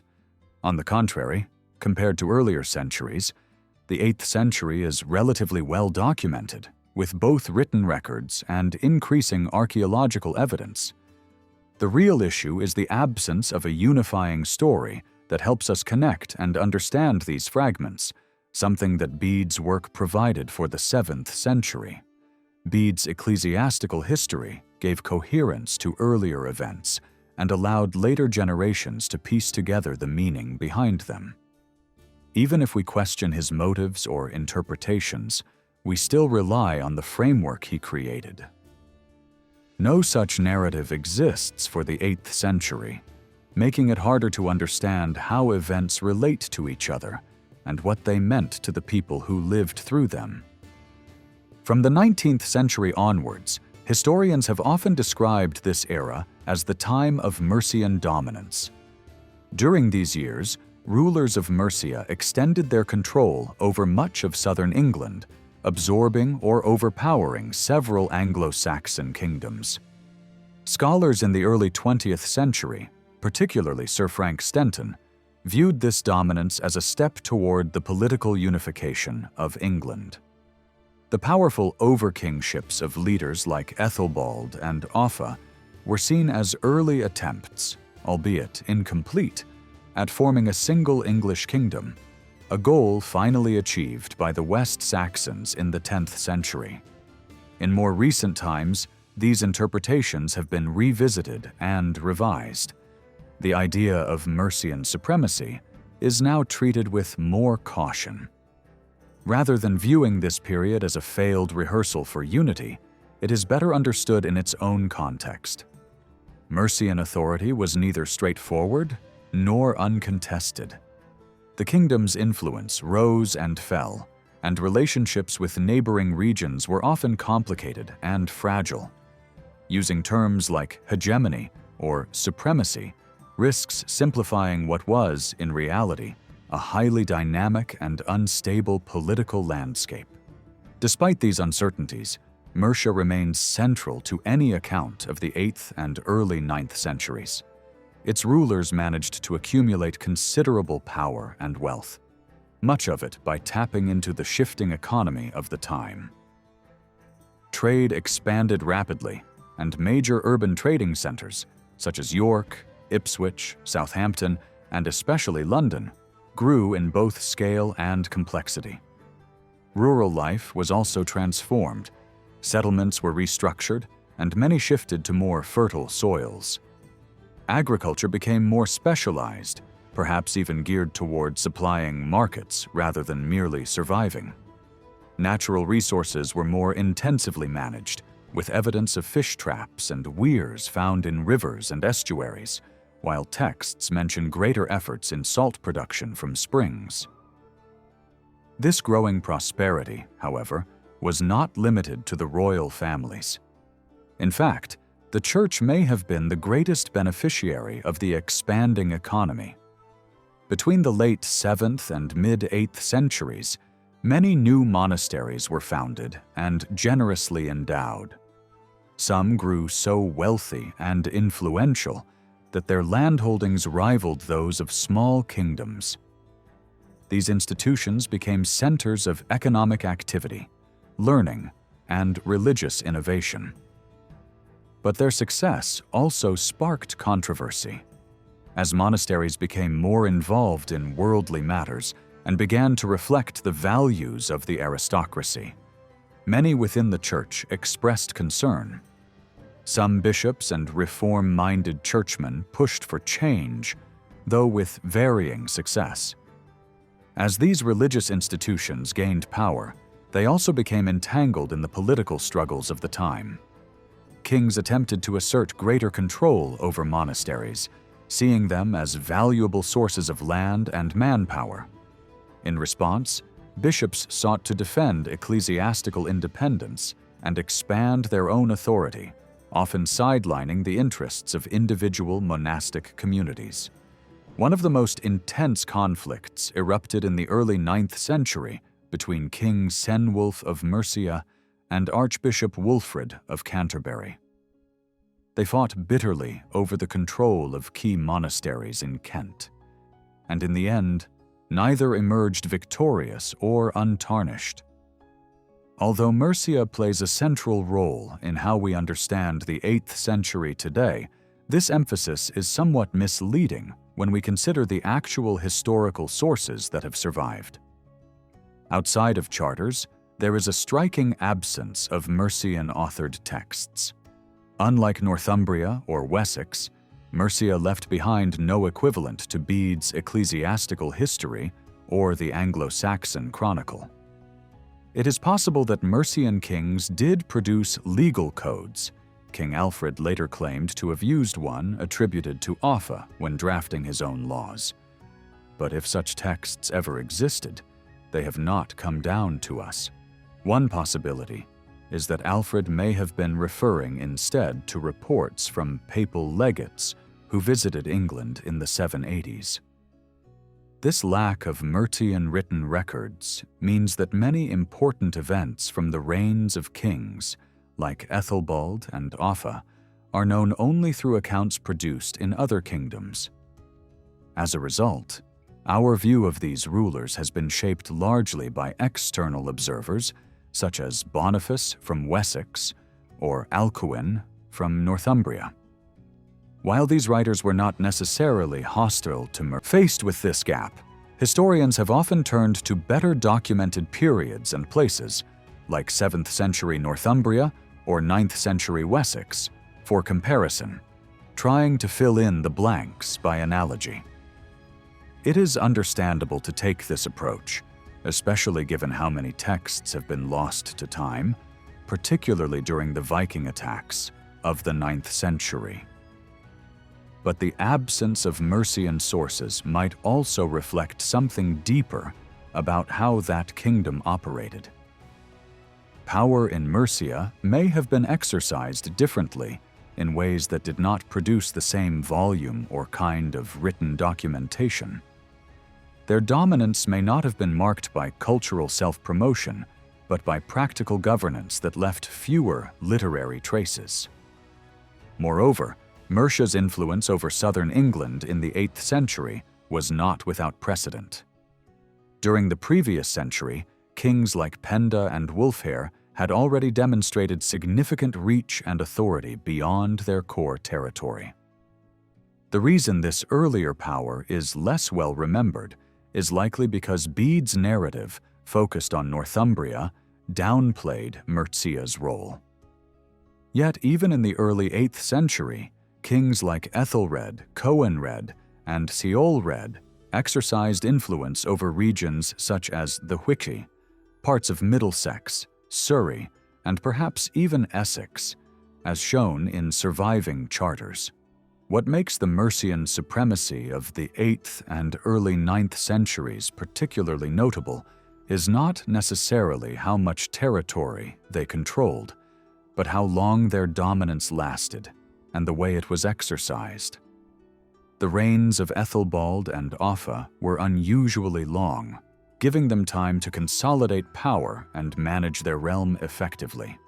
When compared to the political instability in Northumbria, where 12 kings came and went during the same period, the contrast is especially striking. These later Mercian kings also ruled in a very different context from their 7th century predecessors. Trade had become increasingly important, and the rise of major trading centers offered new opportunities for wealth and control. Though land was still the main source of economic power, having access to a place like London, with its port and surrounding countryside, gave Mercian rulers a significant edge. As trade and wealth concentrated in new areas, the focus of Mercian activity expanded from their traditional heartlands along the River Trent to regions closer to modern-day Greater London.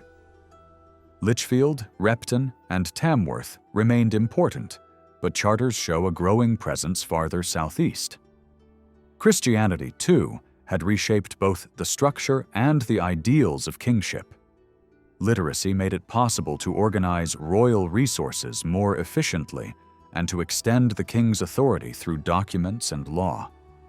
The written word helped enforce the king's will and frame how his reign was perceived by others. But Christian kingship also came with new expectations. Rulers were now judged by moral standards informed by Christian doctrine. The church became both an ally and a watchdog, holding kings accountable not only for their governance, but also for their personal behavior. As a result, kingship evolved beyond warfare and tribute.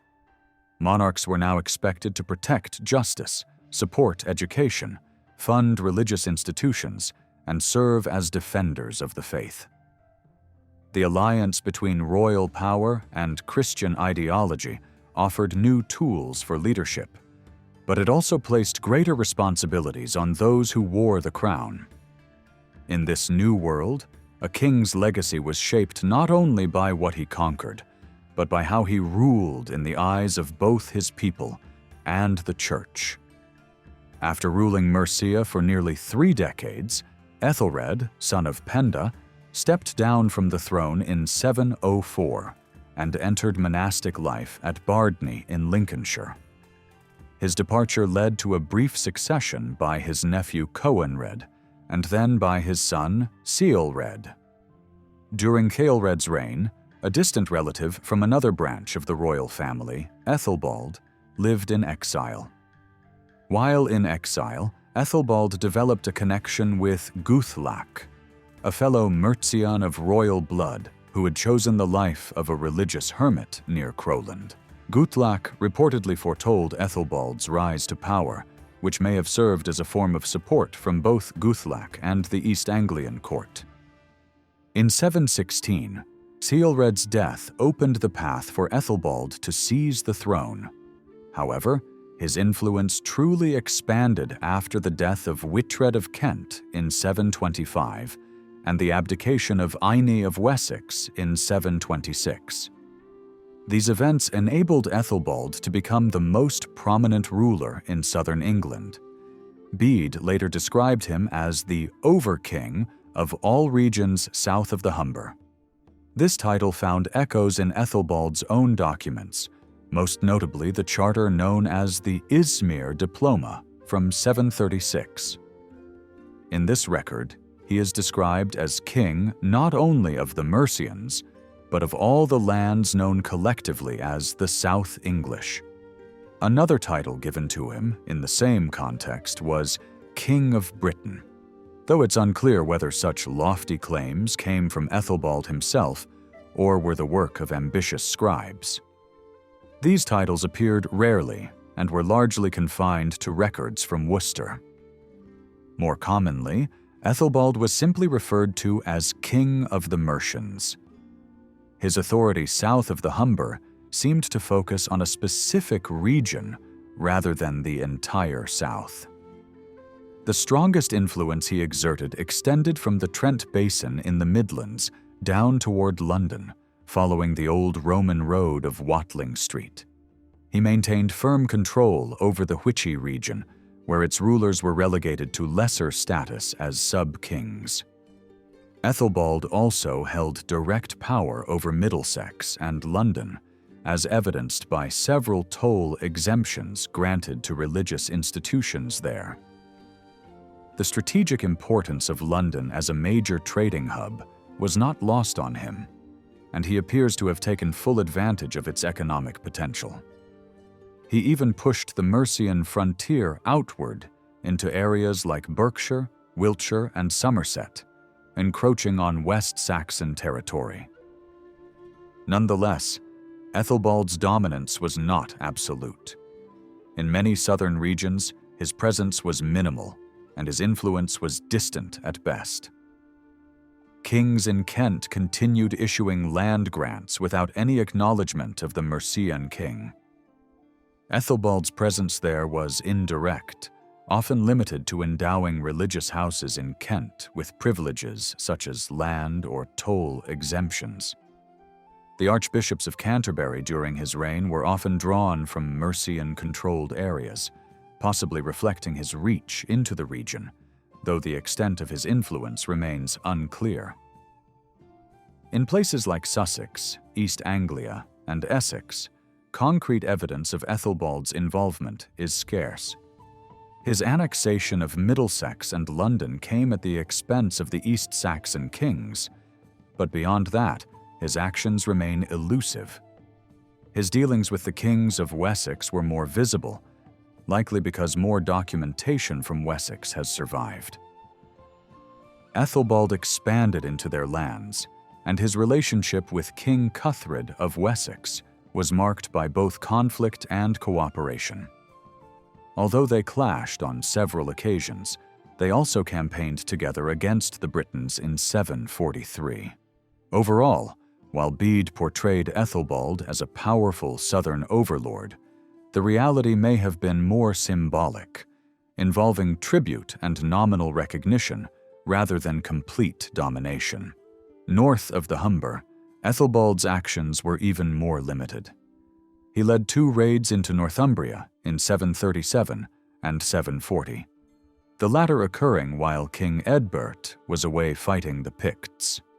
In Wales, records of Mercian activity are sparse, though some accounts describe raids into the Wye Valley and suggest the Mercians were eventually pushed out of Powys in the mid-8th century. These glimpses suggest limited and possibly short-lived Mercian involvement. Ethelbald's reign was marked by controversy and unrest. He was known to reward a Mercian abbess with land as compensation for killing a relative, and religious visions after his death portrayed him suffering demonic punishment. The most scathing criticism came from the missionary Boniface, who wrote to Ethelbald around 746. Though he praised the king for his generosity to the poor and widows, Boniface condemned his treatment of the church. He accused Ethelbald of violating religious sanctity and abusing monks more harshly than any other Christian ruler. He also criticized Ethelbald's refusal to marry and his sexual relations with nuns and consecrated virgins.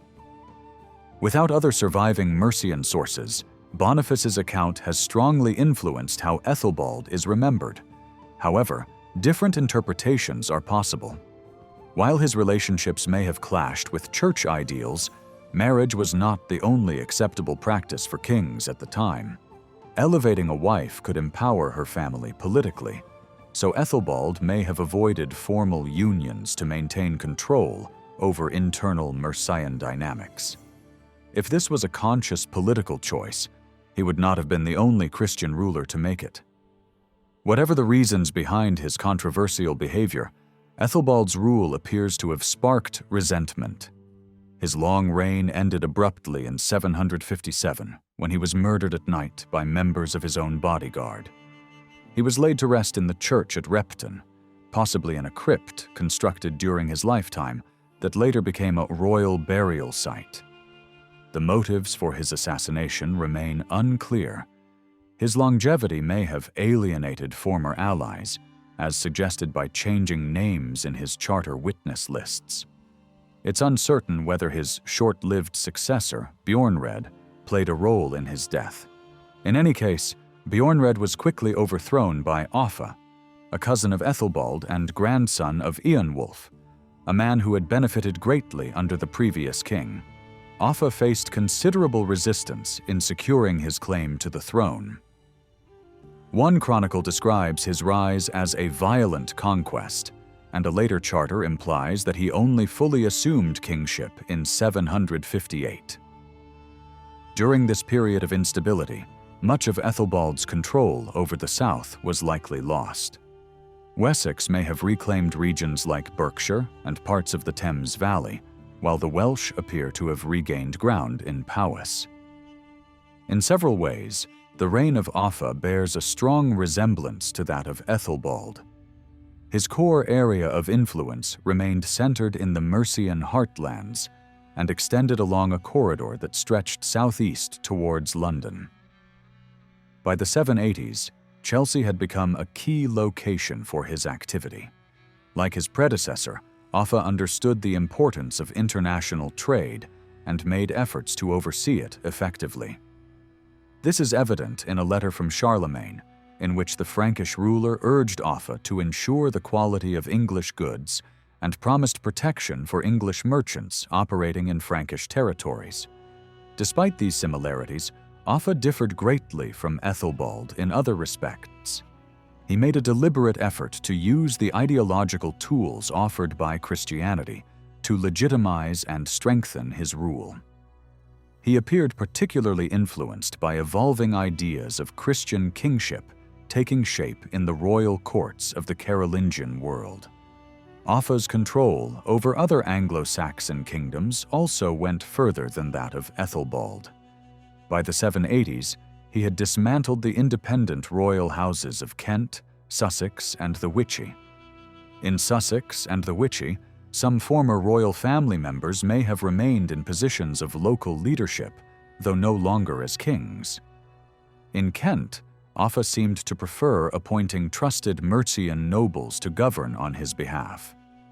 By the end of his rule, Offa governed a large territory stretching from the central Midlands down to the southeast coast, a realm vast by early English standards. He and his advisors appeared to view this as a unified Mercian kingdom. His official documents and coinage consistently referred to him simply as the King of the Mercians. He showed no interest in adopting a more expansive royal title or in promoting the idea of a unified English identity. Instead, his goal seemed to be the consolidation and extension of Mercian dominance. Offa's influence beyond this core region is more difficult to determine. It seems possible that East Anglia came under his sway by the 790s, as coins were issued in his name there. However, his authority was not welcomed by all. In 794, King Ethelbert of East Anglia was executed on Offa's orders. Offa's dealings with the rulers of Essex remain obscure, although London and Middlesex remained securely under Mercian control. There is little evidence to suggest that he wielded power over the rest of the East Saxon kingdom. Tensions likely existed between Offa and Cynewulf, King of Wessex. Offa reasserted control over the Thames Valley by defeating Cynewulf at the Battle of Bensington in 779 and expanded Mercian territory as far as the southern bank of the Avon. However, it remains unclear whether this victory translated into long-term political dominance over the West Saxons.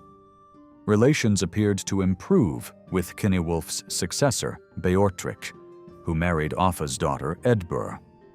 The two rulers even worked together to exile Ecgbert, who would later become a prominent king in his own right. Another of Offa's daughters, Elfled, was married to King Ethelred of Northumbria in 792. But this may have marked the limit of Offa's influence in the north, where political instability made lasting alliances difficult. Much of what is known about Offa's relationship with Wales centers on the massive earthwork known as Offa's Dyke. According to later tradition, Offa ordered the construction of a great defensive barrier to separate Mercia from the Welsh kingdoms. Modern archaeological studies have suggested that the dike extended only from Trudden in the north to Rushock Hill in the south, covering just over 100 kilometers. Rather than forming a continuous wall against all of Wales, the structure likely served to control movement along the border with Powys. It may have been aimed at curbing cattle raids and small incursions, rather than withstanding full-scale military attacks. There remains debate over the true extent of the dike. Some researchers argue that it originally reached as far south as Sedberry Cliffs in Gloucestershire, although it is now widely accepted that it did not reach the Northern Sea. Regardless of its exact length, the dike was a monumental achievement, requiring a large and coordinated workforce. Estimates of the number of laborers involved vary dramatically, but even the lowest estimates would have demanded careful planning, housing, feeding, and protecting a significant number of workers. The very scale of the project reveals the administrative sophistication of Offa's government and suggests that he viewed the dike as not only a practical measure, but also a symbolic one. Its construction placed him in the tradition of great Roman emperors who had built monumental frontier defenses in Britain.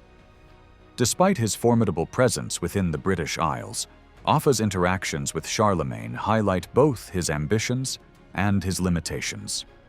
Some have speculated that Offa considered himself an equal to Charlemagne, at least in certain spheres. This is a remarkable possibility, given that Charlemagne was regarded as the most powerful monarch in Europe at the time. If Offa saw himself on such a level, his actions would reflect a bold assertion of Mercian status. However, Offa's continental contemporaries did not necessarily share this view.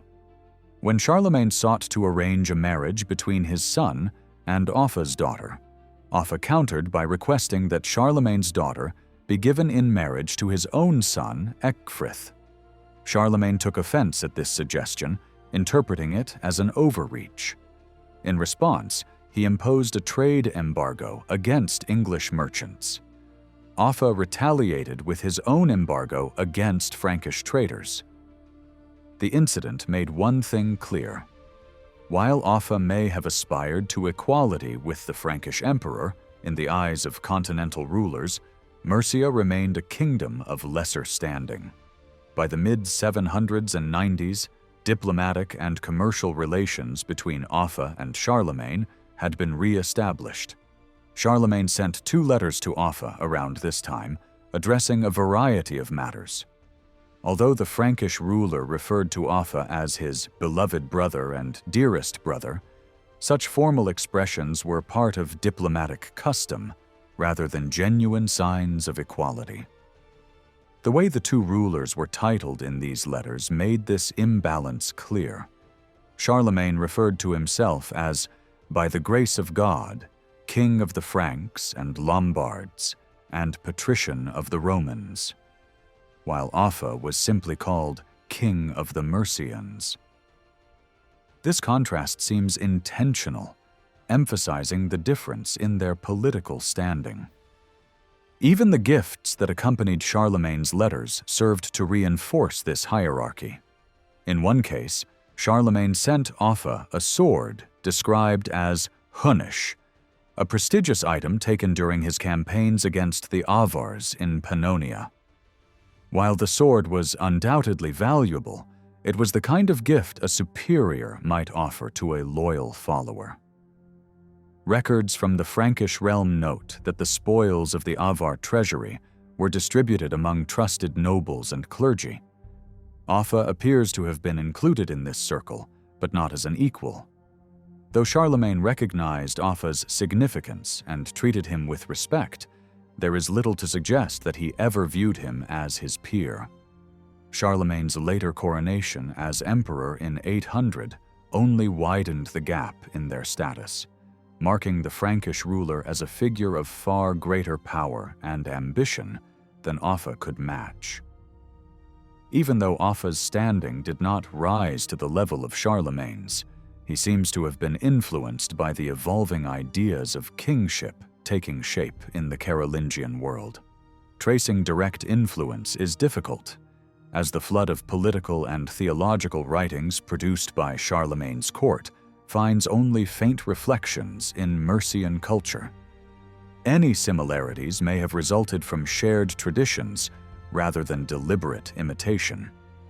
Intellectuals from Ireland and Anglo-Saxon England played key roles in shaping Carolingian ideas, and Offa may have drawn on similar sources.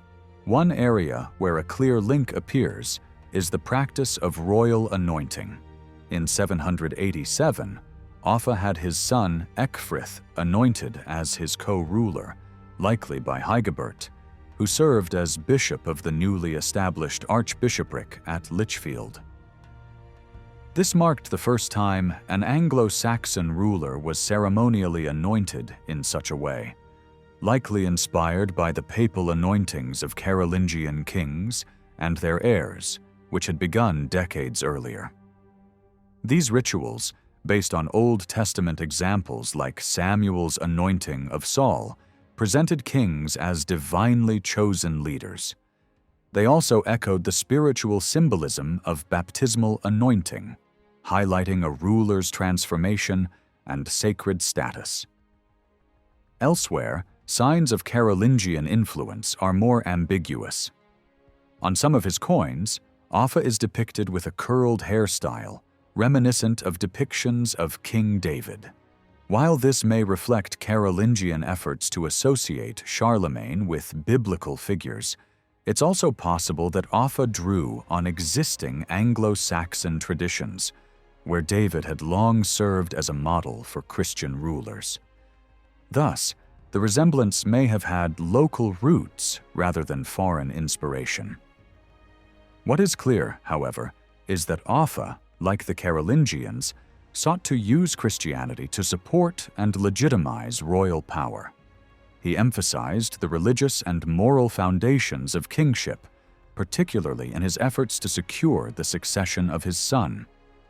These ideas became more visible during the 780s, a period when Offa's political and religious strategies became increasingly intertwined.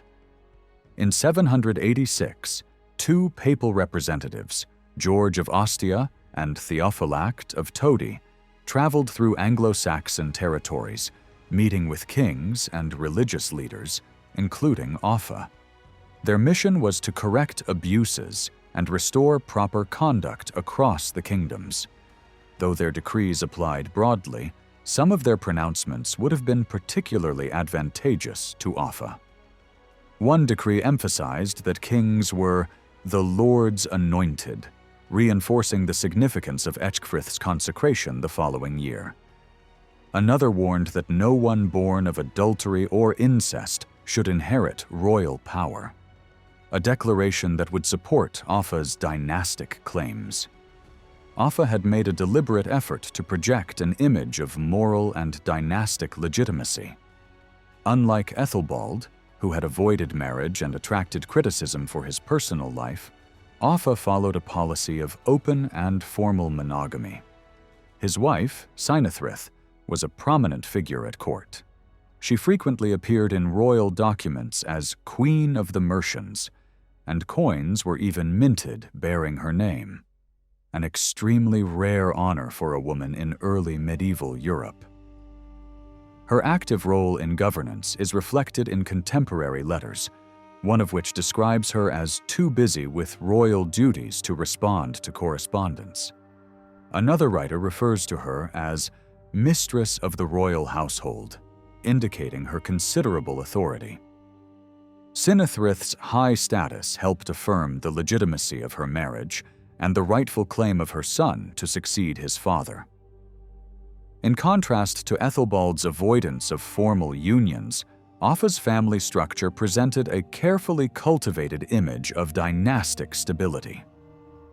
This approach likely strengthened Ecgfrith's position as heir and made it harder for potential challengers to claim the throne. While Offa made use of Christian ideals to support the succession of his son Ecgfrith, he also employed more ruthless measures that seemed far removed from religious virtue. A letter from Alcuin to a Mercian noble reflects this, speaking of how much blood Offa shed to secure the throne for his heir. This likely refers to the violent removal of potential rivals. Alcuin believed such actions brought divine punishment. Although Offa did succeed in placing Ecgfrith on the throne following his own death in July 796, the success was short-lived. Ecgfrith reigned for only a few months before dying in December of the same year. In a letter to Bishop Unwona of Leicester, Alcuin remarked that Offa had carefully arranged for his son's inheritance, but events had proved otherwise, noting that while man may plan, it is God who ultimately decides. With Ecgfrith's death, the throne passed to Cenwulf, a distant relative from another branch of the Mercian royal line. While Ethelbald and Offa are often highlighted as the most prominent kings of the Mercian supremacy, Cenwulf held a power that was equally far-reaching, and in some areas perhaps even greater. Under his rule, Essex finally came under full Mercian control. King Sigurd of the East Saxons was gradually reduced in status, going from ruling monarch to subordinate king, and eventually to the rank of ealdorman, all under Cenwulf's authority. Cenwulf also led fierce campaigns into Wales, during which he killed the king of Gwynedd and took control of part of the region now known as Conwy.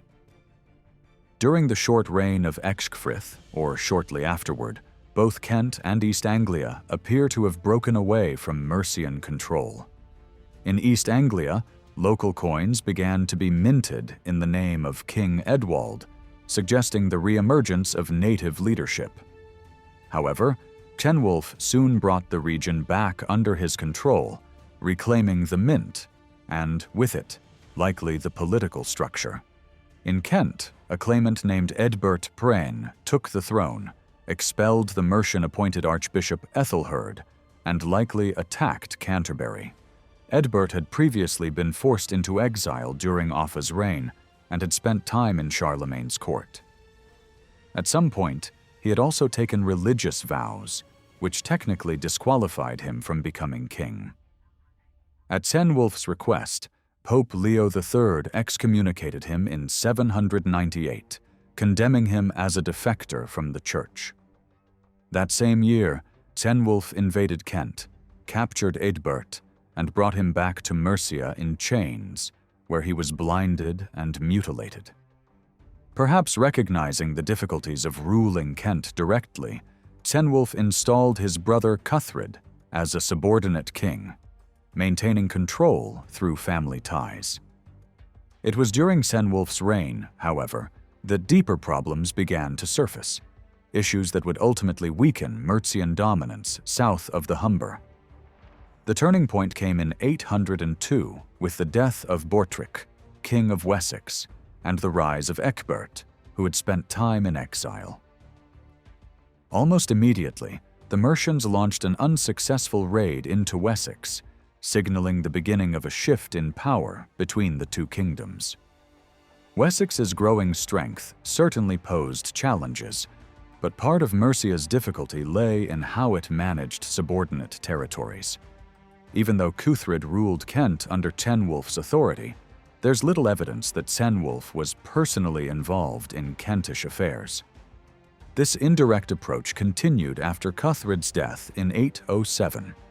Rather than appointing a new king, Cenwulf chose to govern Kent from a distance. While several land grants from this period exist, they were often made outside of Kent itself. One notable example involves a grant to Archbishop Wulfrid of Canterbury. It was first confirmed in a meeting with Mercian nobles and church leaders in Croydon, followed by a separate ceremony in Canterbury, attended by local Kentish nobles. This and other records suggest that Cenwulf ruled Kent largely through select church figures and royal women, rather than working directly with the local aristocracy. Key figures included Archbishop Wulfrid, Abbess Selethryth, and Cenwulf's daughter, Abbess Cwenthryth, all individuals whose positions were likely connected to Mercian influence. Though this approach followed patterns used by Offa, it carried risks. Disputes eventually erupted between Cenwulf and Wulfrid over control of several Kentish monasteries, institutions that held great wealth and political importance. Wulfrid had used the lack of direct Mercian oversight to build up considerable power of his own.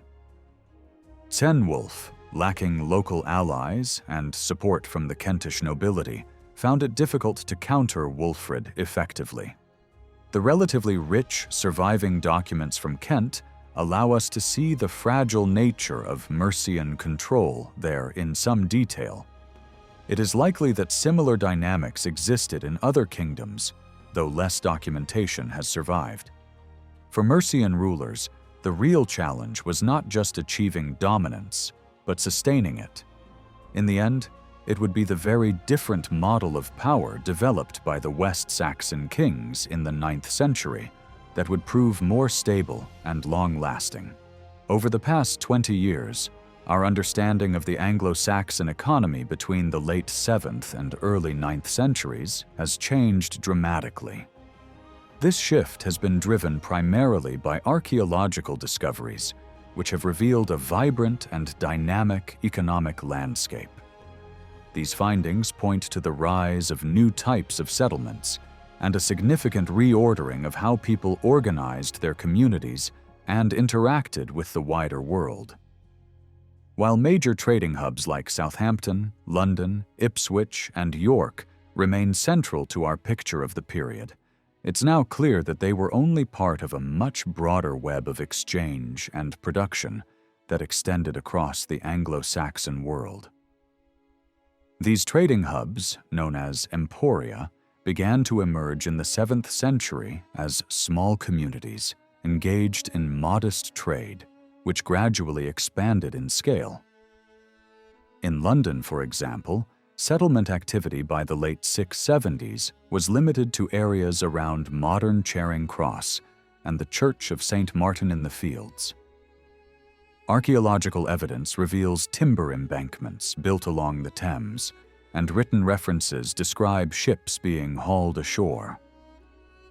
Toward the end of the century, the settlement began to expand inland, covering areas that had once been used for burials and connecting to the river via new roads running north to south.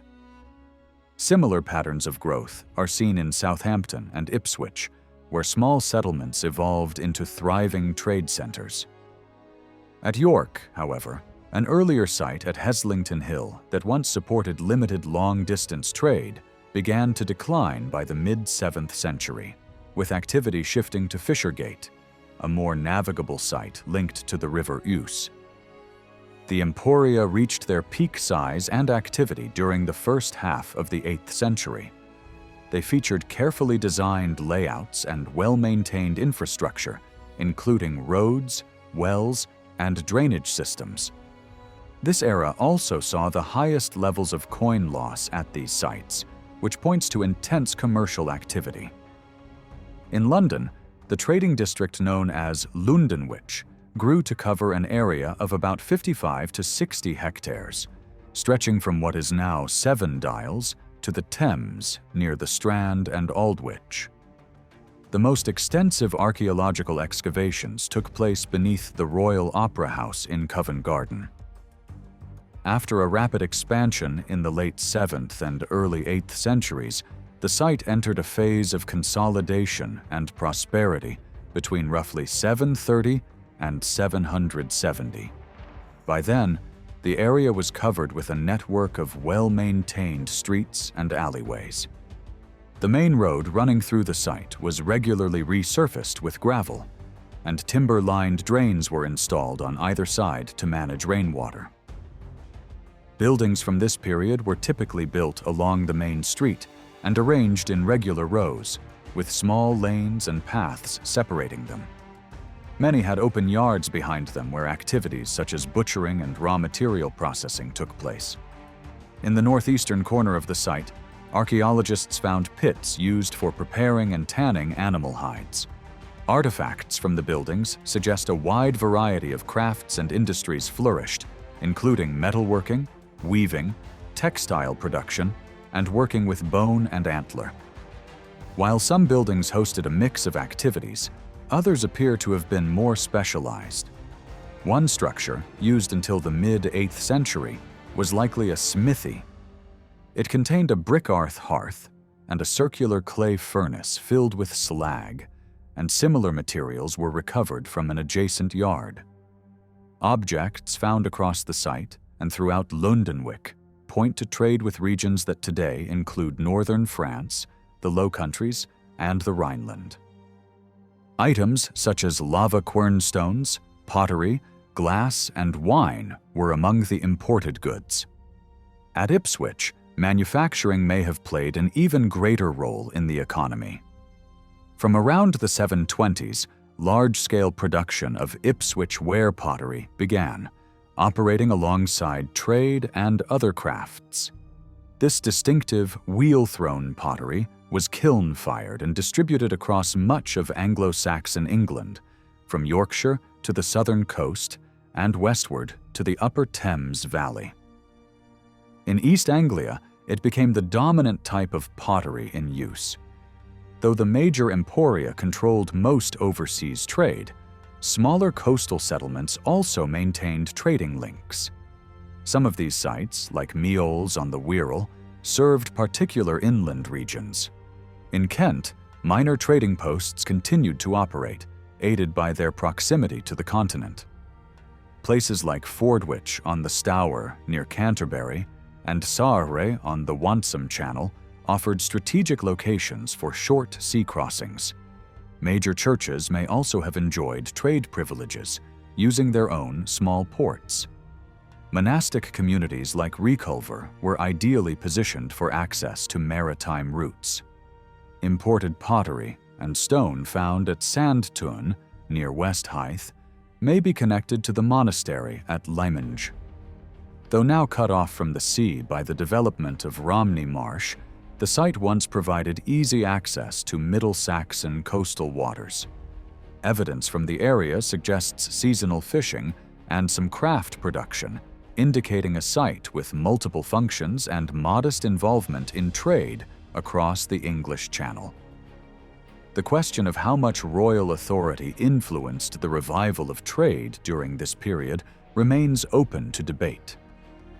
The major trading centers, known as Emporia, do not appear to have been deliberately founded by kings, nor do they seem to have been created under tight royal control. Instead, their growth appears to have happened gradually and organically. Still, The significant rise in trade during the late 7th and early 8th centuries must have required considerable resources, both manpower and materials, suggesting that elites likely played a role in this transformation. While kings may have supported this expansion, the initiative may also have come from other powerful groups.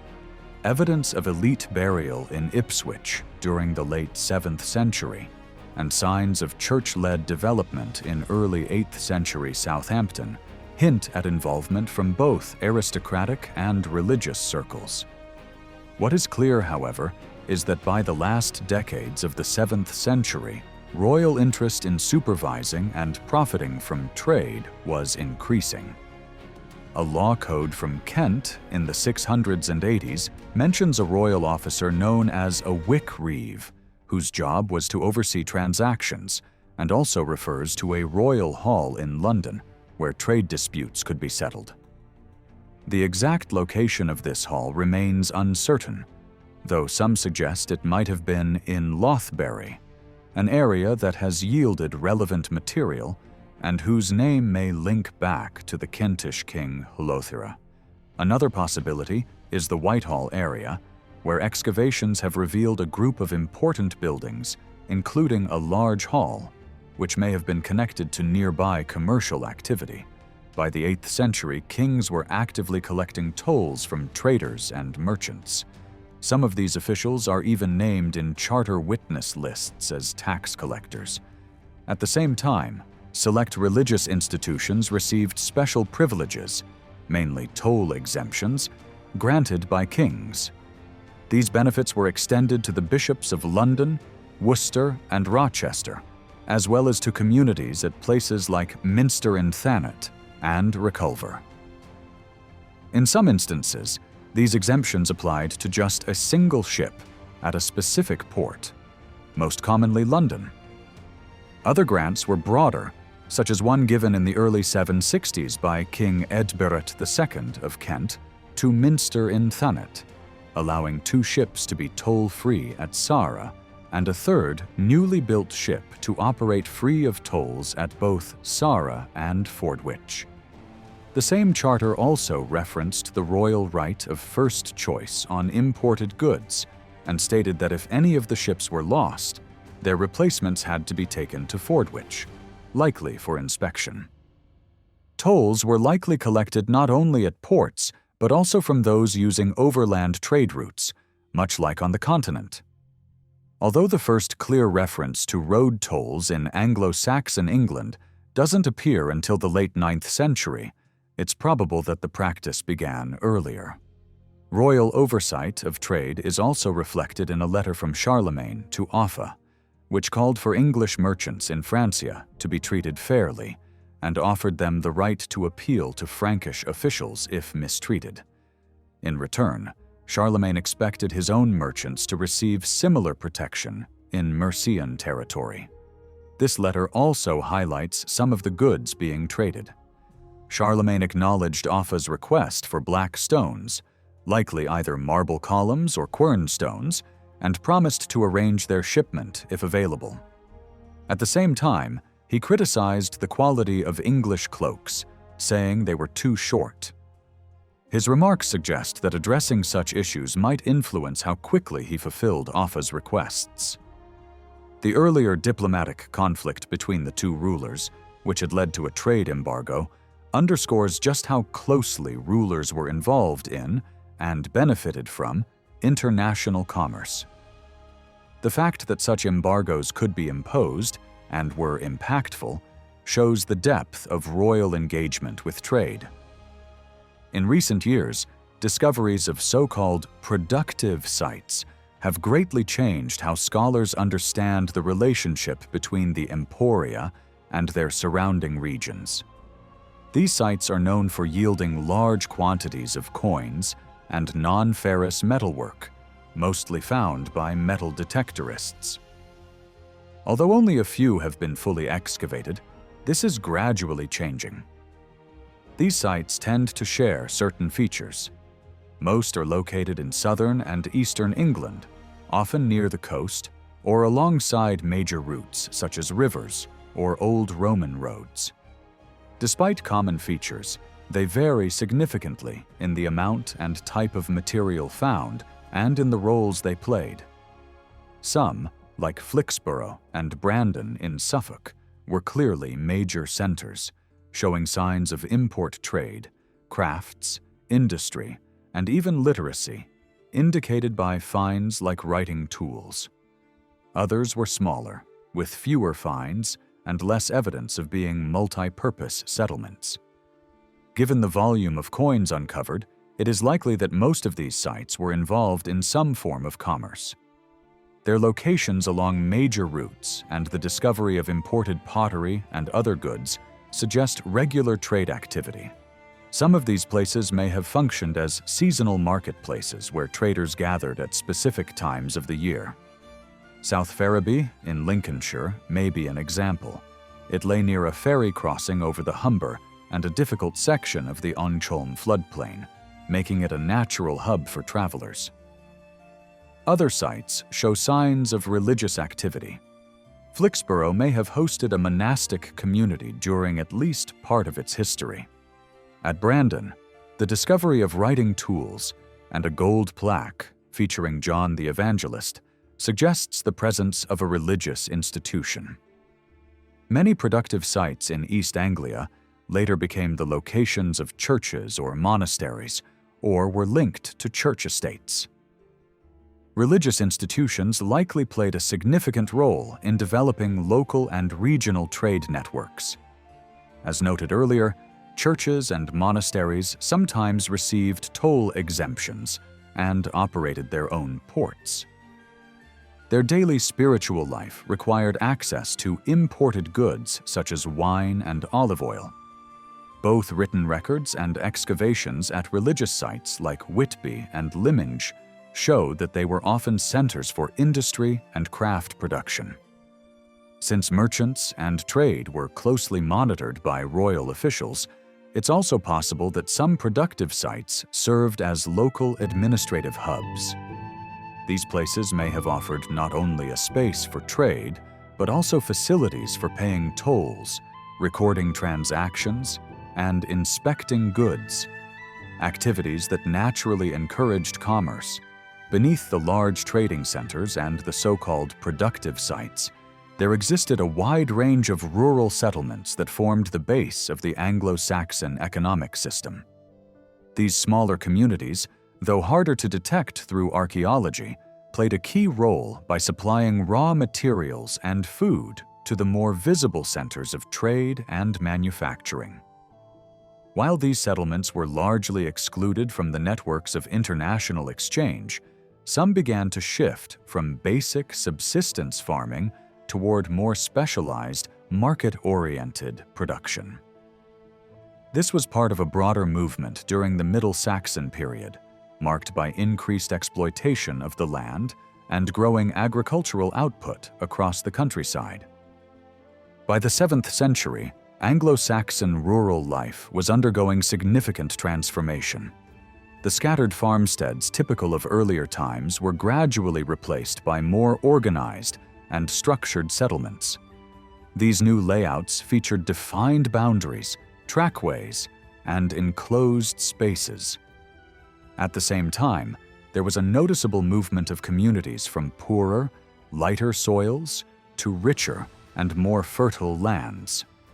This shift, which began in the mid-7th century, or slightly later, and continued for over a century, led to the abandonment of earlier sites such as Mucking in Essex and Chalton Down in Hampshire. During this period, cultivated land increased considerably. Wheat farming expanded, and floodplains were more widely used for grazing livestock, especially around areas like the lower Severn Valley. Natural resources were also being harvested more intensively. There is archaeological and written evidence of fish traps and weirs being built in rivers and estuaries, such as those found along the Blackwater estuary in Essex and near Chelsea on the Thames. There were also developments in processing raw materials. Watermills began to appear, including examples at Kingsbury in Berkshire and possibly at Tamworth in Staffordshire. A tidal mill dating to the late 7th century was built at Ebbsfleet in Kent. Much of this surge in agricultural development was likely driven by the church. As monastic communities expanded during the later 7th and 8th centuries, they accumulated wealth and large tracts of land. These religious centers housed a stable but agriculturally inactive population whose liturgical routines demanded regular supplies. Meeting their needs would have placed added pressure on food production and may have led to new systems for collecting and distributing surplus. Additionally, the introduction of bookland, land permanently granted to religious institutions and exempt from the standard rules of inheritance, helped secure long-term investment in farming and the use of natural resources. The Church's growing influence over land and its connection to trade networks around the Emporia likely enhanced these developments even further. While the Church played a significant role in these changes, kings were also increasing their demands and pursuing ambitious projects. One of the most notable was the construction of Offa's Dyke. Coinage offers another powerful example of royal initiative. Between the 670s and 740s, England and parts of Northern Europe used silver pennies called ciatas. Most of these coins were anonymous, and it remains unclear how much control kings had over their production. Some were likely minted under royal authority, while others may have been issued by church institutions or even private individuals. By the 730s, however, the silver content of ciatas in England had declined sharply, reflecting similar trends in continental Europe and indicating a wider shortage of silver. This likely triggered a reform of the currency. New coins with higher silver content, more consistent weight, and inscriptions naming the issuing king began to appear. Eadbert of Northumbria seems to have been the first to introduce these changes in the 740s, followed by Beanna in East Anglia in the 750s, and both Offa of Mercia and Heabert of Kent in the 760s. Offa later led a second major reform in the early 790s, producing a heavier and larger silver penny, most likely influenced by similar monetary reforms led by Charlemagne. These new heavy coins quickly became standard across the southern English kingdoms. However, in Northumbria, the lighter coins introduced earlier by Eadbert continued to circulate. Coin production became increasingly centralized, with fewer mints operating across the country.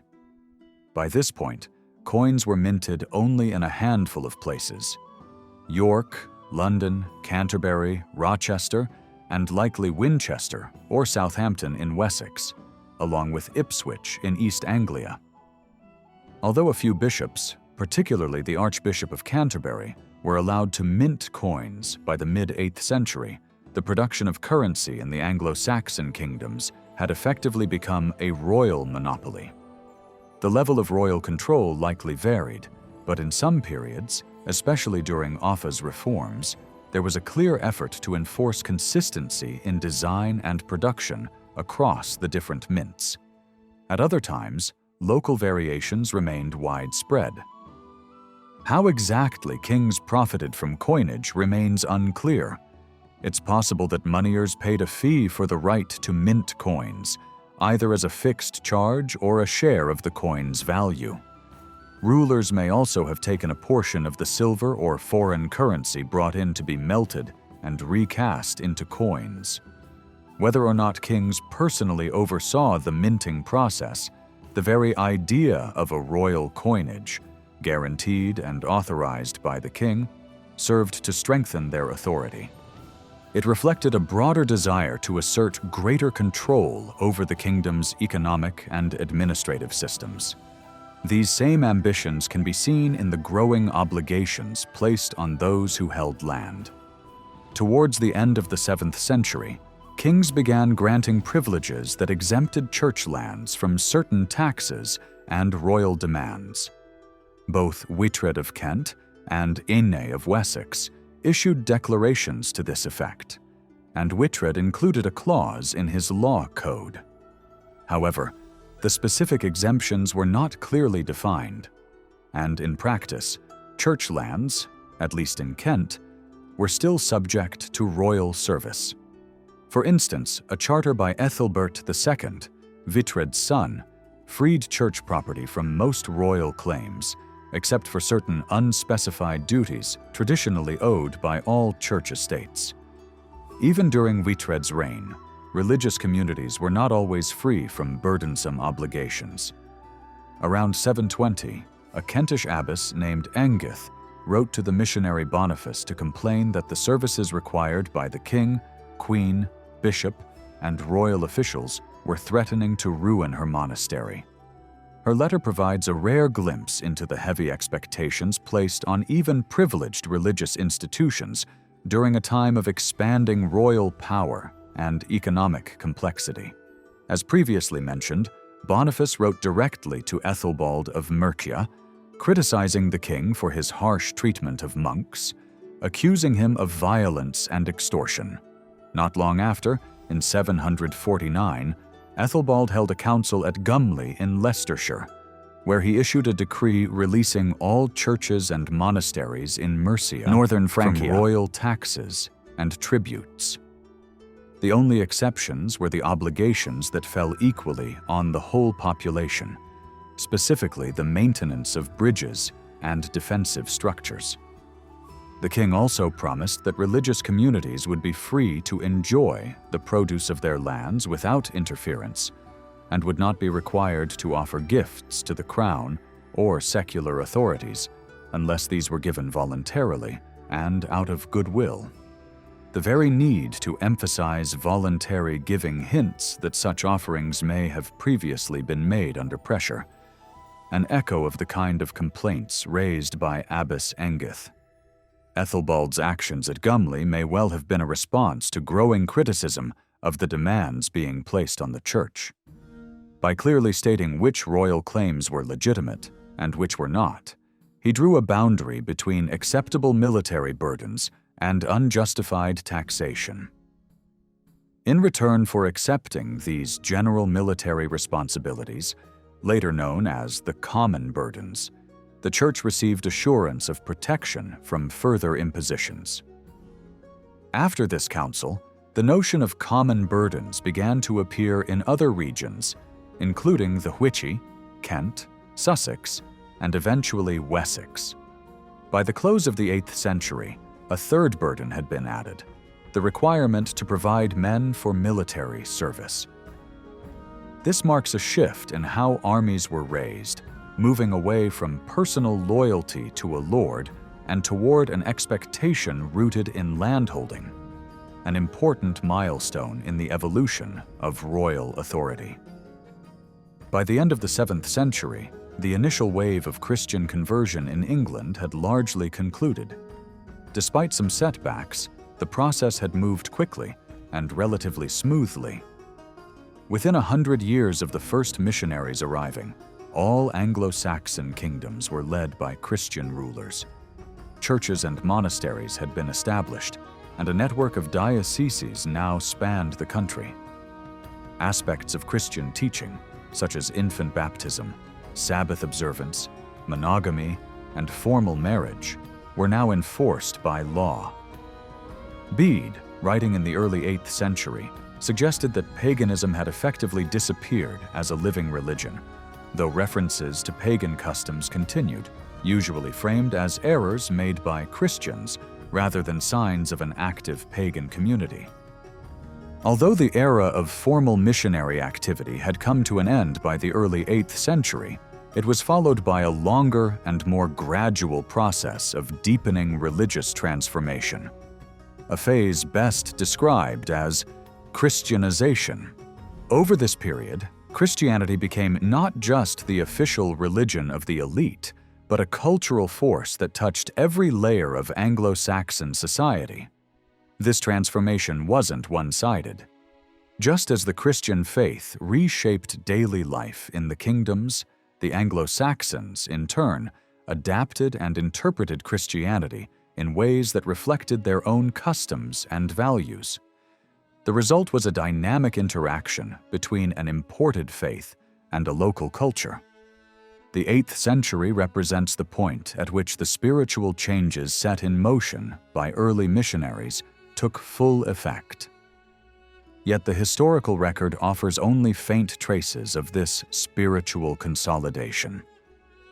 The Church during the 8th and early 9th centuries appears in surviving sources as an institution under strain, struggling with weakened monastic discipline, growing secular influence, and a shortage of pastoral care. This perception is, in part, shaped by the nature of the sources. While earlier periods are illuminated by narrative accounts, the later 8th century is known mostly through legal documents, land grants, records of disputes, and the decisions of church councils like those held at Cloveshow and Chelsea. These documents often highlight abuses and controversies, yet in doing so, they also reveal how deeply embedded Christianity had become in everyday life.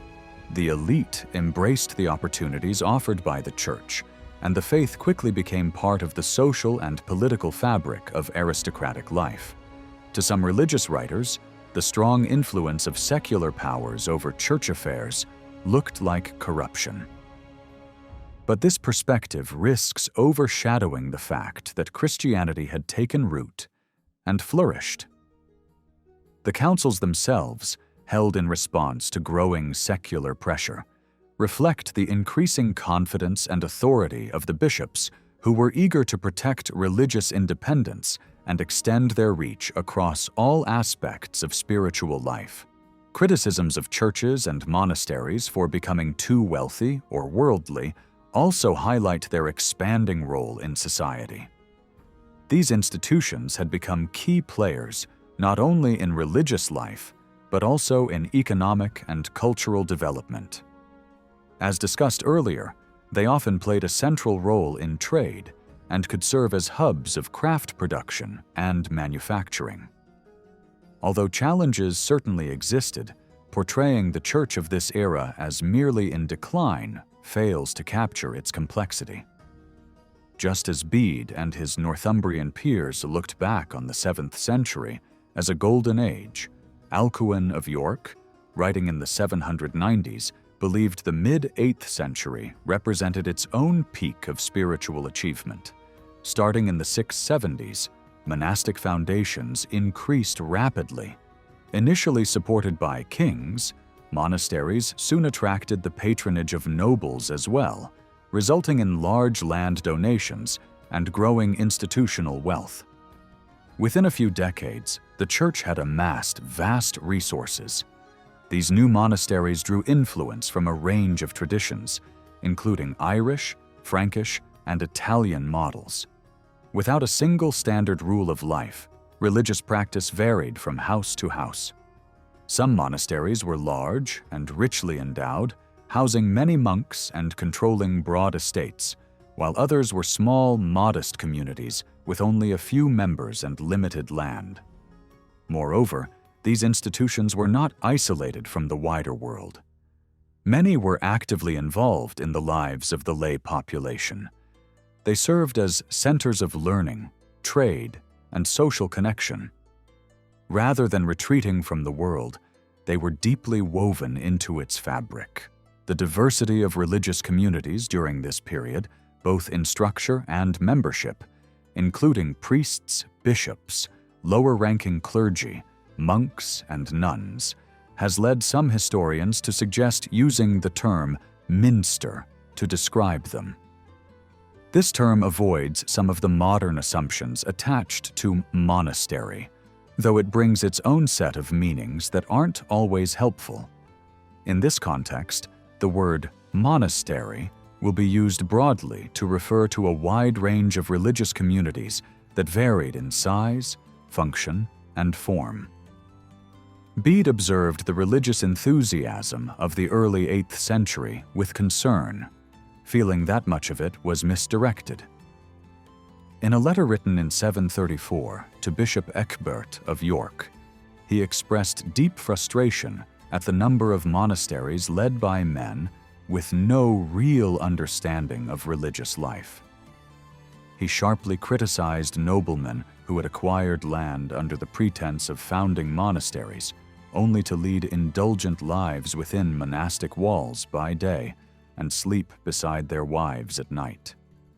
Some of these land grants were evidently used to avoid military obligations or secure private control over estates. Bede's solution was direct. He urged that these charters be revoked and the land used for better purposes, whether religious or secular. It's unlikely, however, that all the nobles he described were guilty of such abuses. While some may have acted from self-interest, others were surely driven by sincere spiritual motives. Bede's frustration appears to stem from different visions of what proper monastic life should be. By calling for reform, he may also have set the stage for further controversy. In the mid-750s, Pope Paul sent a letter to King Eadbert of Northumbria and Archbishop Ecgbert, demanding the return of 3 monasteries that had been taken from Abbot Forthred and given to a nobleman named Mall. It's tempting to see this episode as a result of Bede's influence. Perhaps Eadbert and Ecgbert believed they were correcting an abuse, but Forthred was able to convince the Pope that he had been wronged. In such situations, the line between reform and unlawful seizure could depend on one's point of view. By the middle of the 8th century, Bede was not alone in voicing concern. Others began to argue that the state of Anglo-Saxon monasticism, and the Church more broadly, was in serious decline. Around 747, Boniface wrote to Archbishop Cuthbert of Canterbury, describing the changes he had made to the Frankish Church and urging similar reforms in England. He called for an end to luxurious dress among monks, condemned drunkenness among the clergy, something he claimed was especially common in England, and declared that laymen who held control over monasteries should be excommunicated.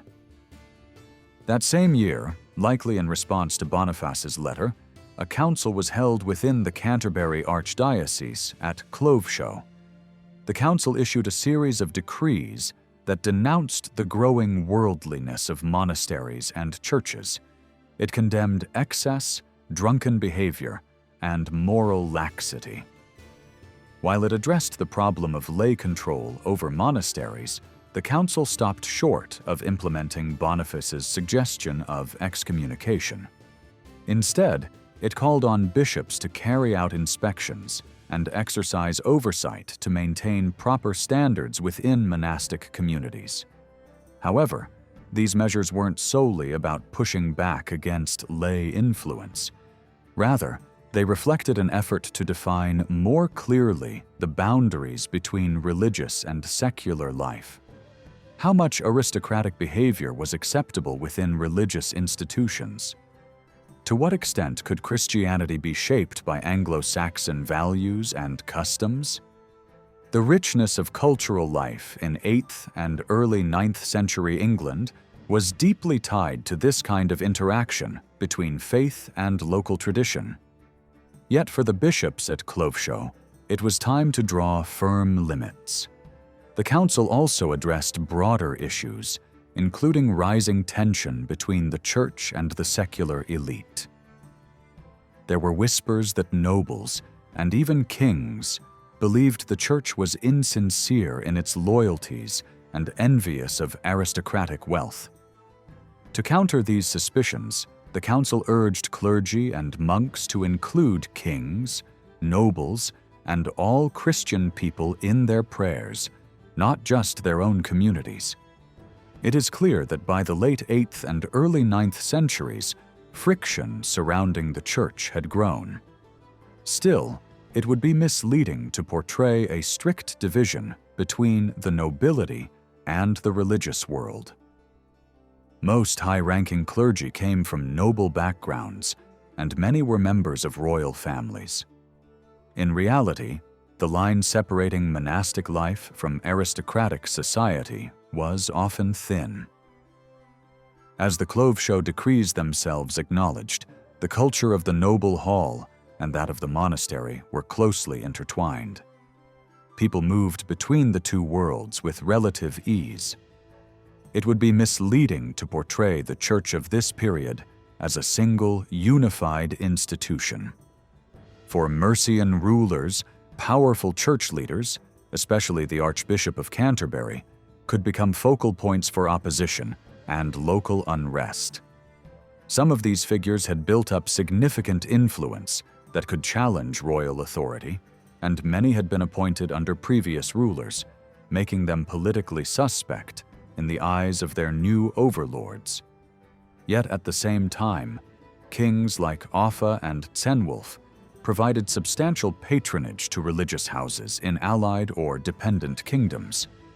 Many of these monasteries became wealthy and powerful, in theory subject to episcopal and archiepiscopal oversight, but in practice operating with considerable independence. This was likely the case for prominent Kentish monasteries such as Minster and Thanet and Reculver in the 9th century. Conflicts during this time were not limited to the secular nobility opposing the church, but also occurred within the church itself, between rival institutions and different levels of its hierarchy. Loyalties did not align along a simple secular versus religious divide. This growing friction became especially visible in several disputes in the late 8th and early 9th centuries.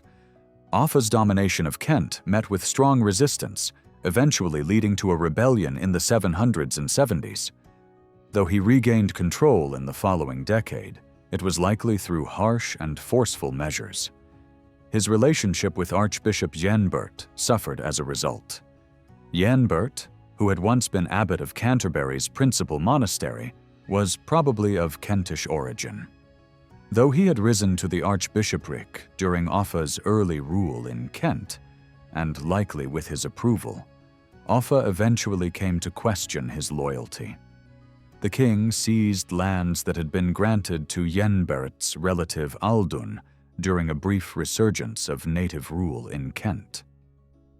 Tensions between them may have led Offa to establish a rival ecclesiastical authority.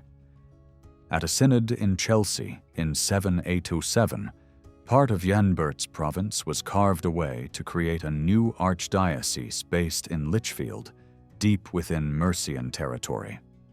The move caused outrage in Canterbury. After Jenbert's death in 792, he was replaced by Aethelherd, abbot of Louth in Lincolnshire, almost certainly under Offa's influence.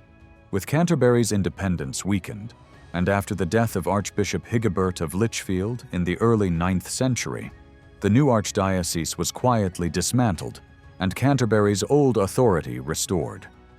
Conflicts between Mercia and Canterbury also took other forms.